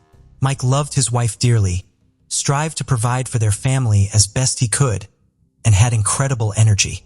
At the age of 31, Mike Williams achieved considerable success. As a real estate appraiser, he was earning nearly $200,000 a year. The couple was able to afford a home in a small upscale neighborhood on the east side of town, and in 1999 became happy parents. They had a daughter whom the couple named Ansley. Mike's friends told me that he was always prudent. Since the young man was engaged in quite risky activities, he wanted to be sure that in case of disaster, his family would definitely be taken care of. Not surprisingly, Mike turned to his best friend who was working as an insurance agent at the time. Ryan sold him 2 insurance policies for $250,000 and later for $500,000. In February, Mike's father passed away. Williams was so stunned by this suddenness that, wanting to financially secure his own family, he again turned to a friend. Brian helped Mike to insure his life for $1 million. Thus, about 6 months before his disappearance, the life of the loving father of the family was insured for almost $2 million. According to Denise, on the morning of December 16, 2000, her husband woke up early to go duck hunting on Lake Seminole, a large reservoir connected to the Apalachicola River. It was the day of their 6th wedding anniversary, and the couple planned to celebrate the date at night in Apalachicola, a small town on the bayou. The wife and daughter waited for Mike at home at noon, but he never returned. Naturally, Denise became concerned and called her father, who in turn called Mike's best friend, Brian Winchester. Together with his father, Brian drove to Lake Seminole.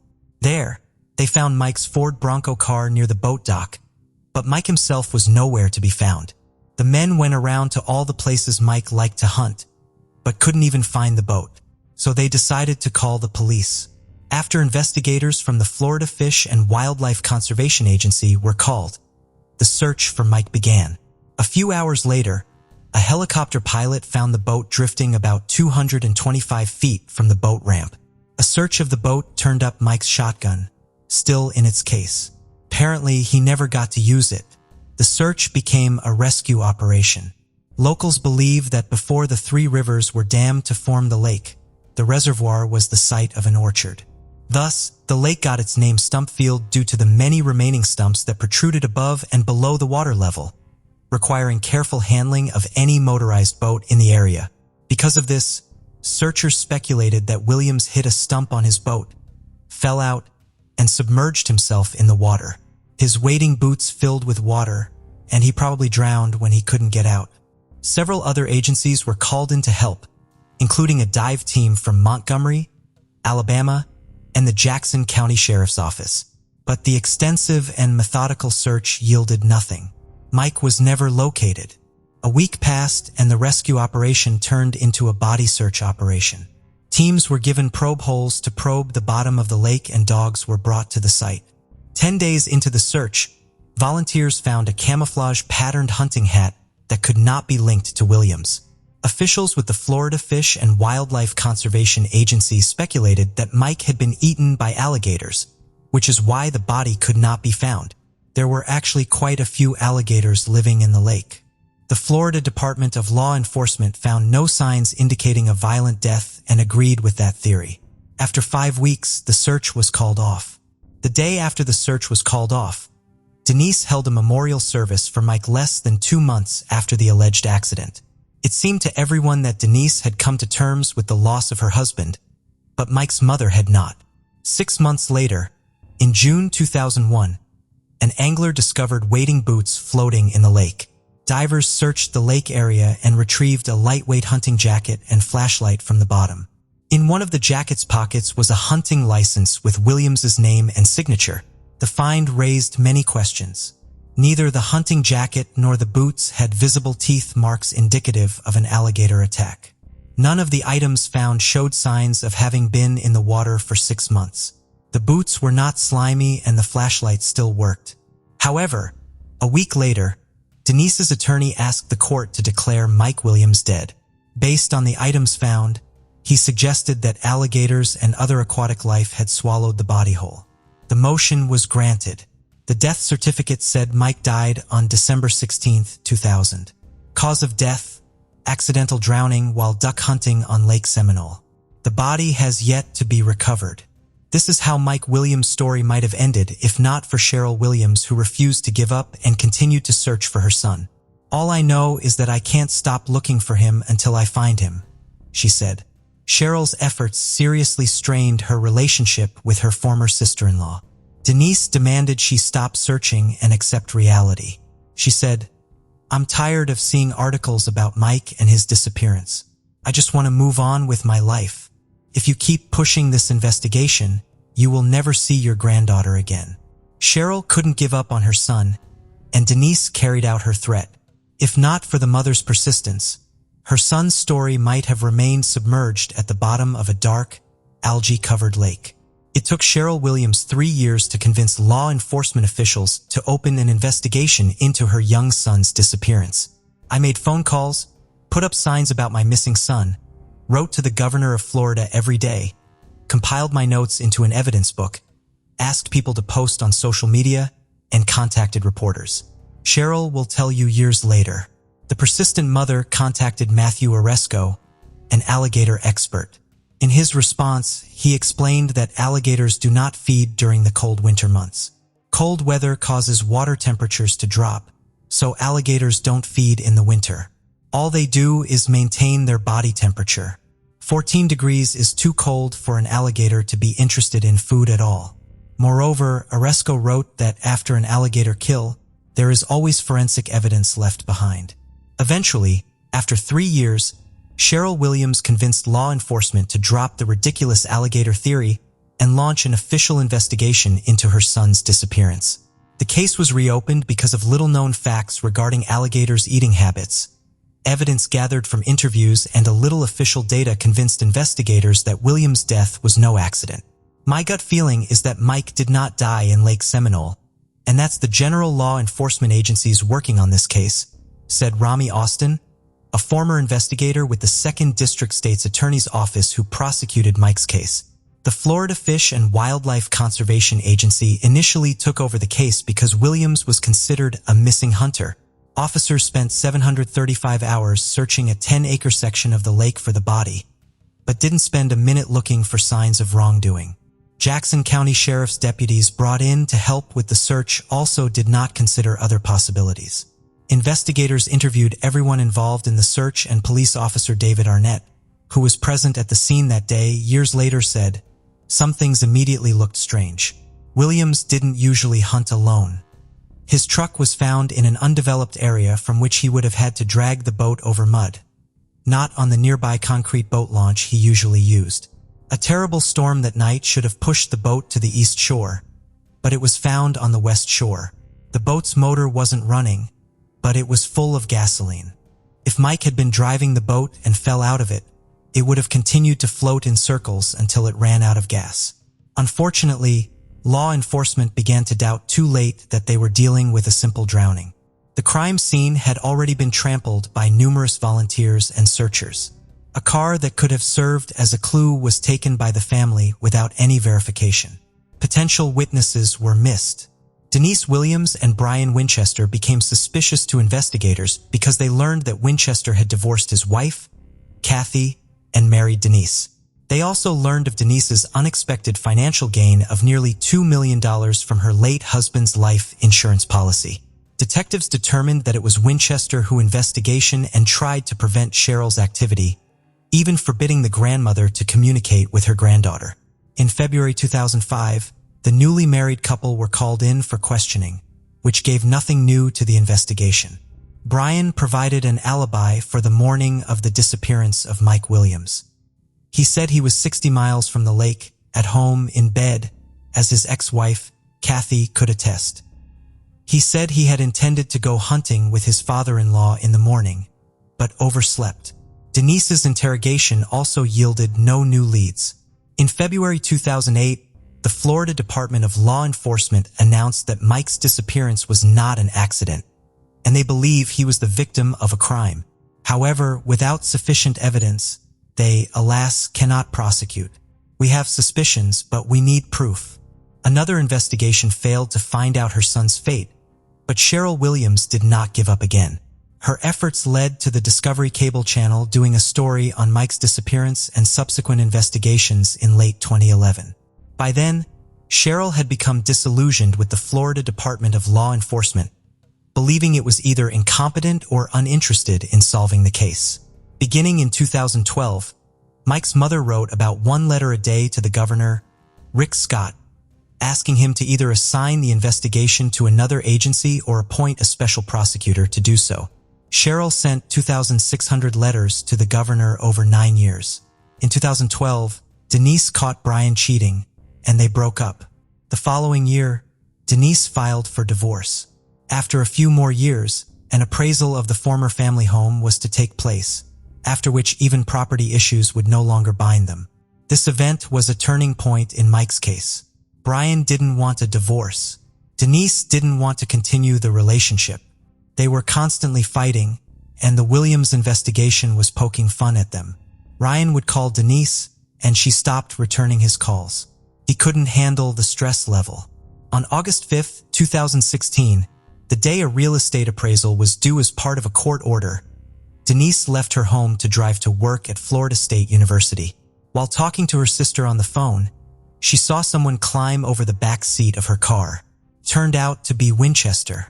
Brian pressed a loaded gun against Denise's ribs and told her to drive straight ahead.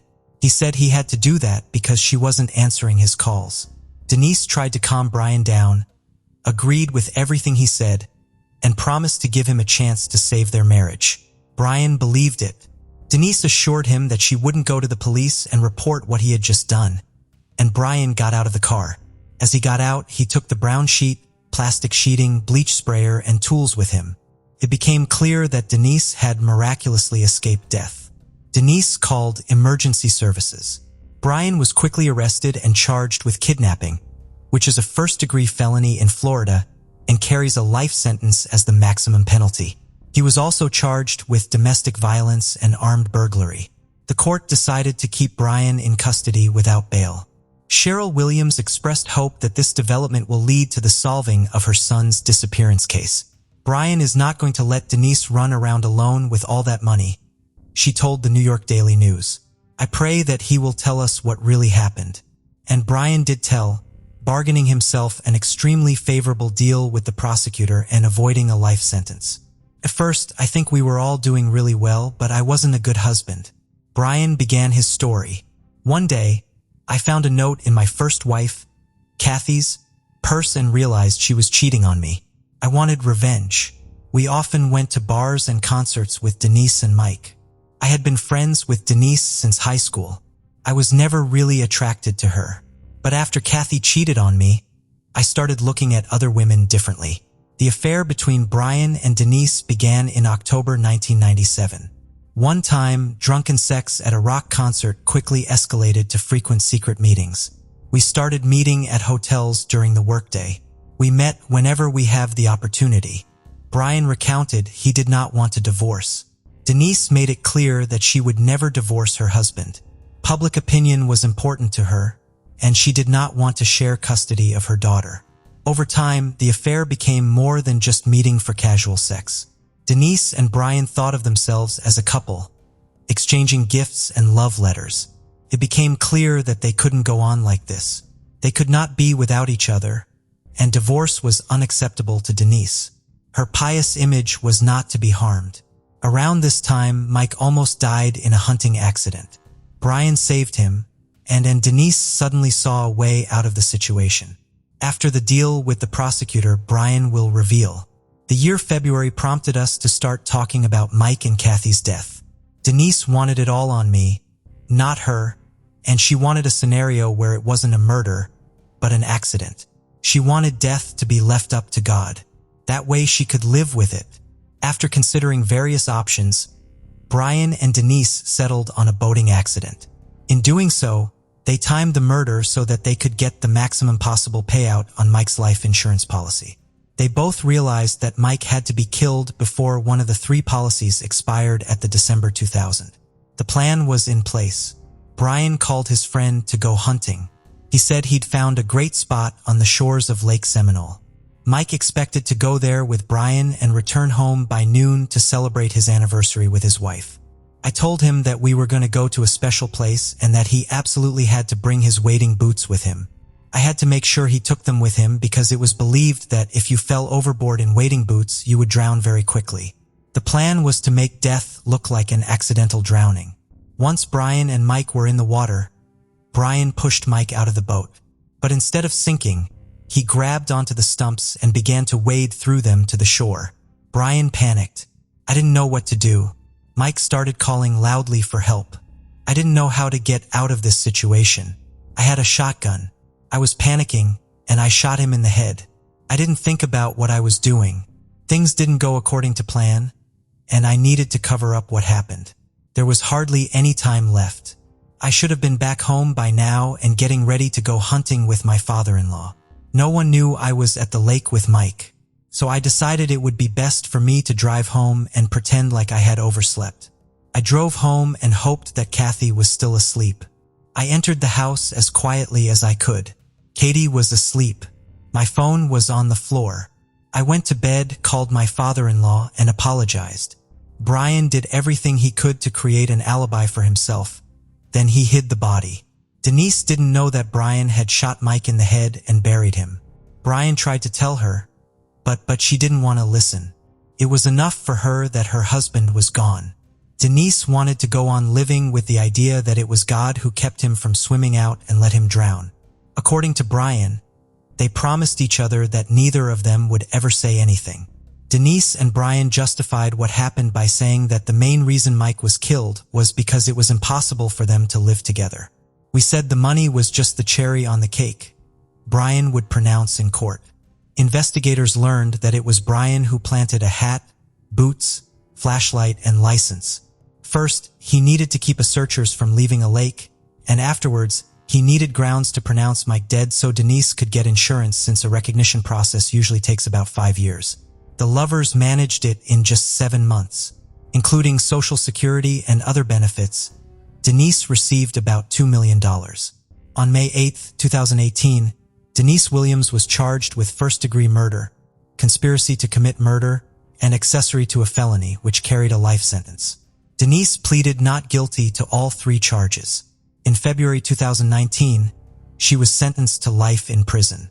5 months later, Mike and Denise's daughter, Ansley, received all of her late father's assets and insurance money owed to Denise.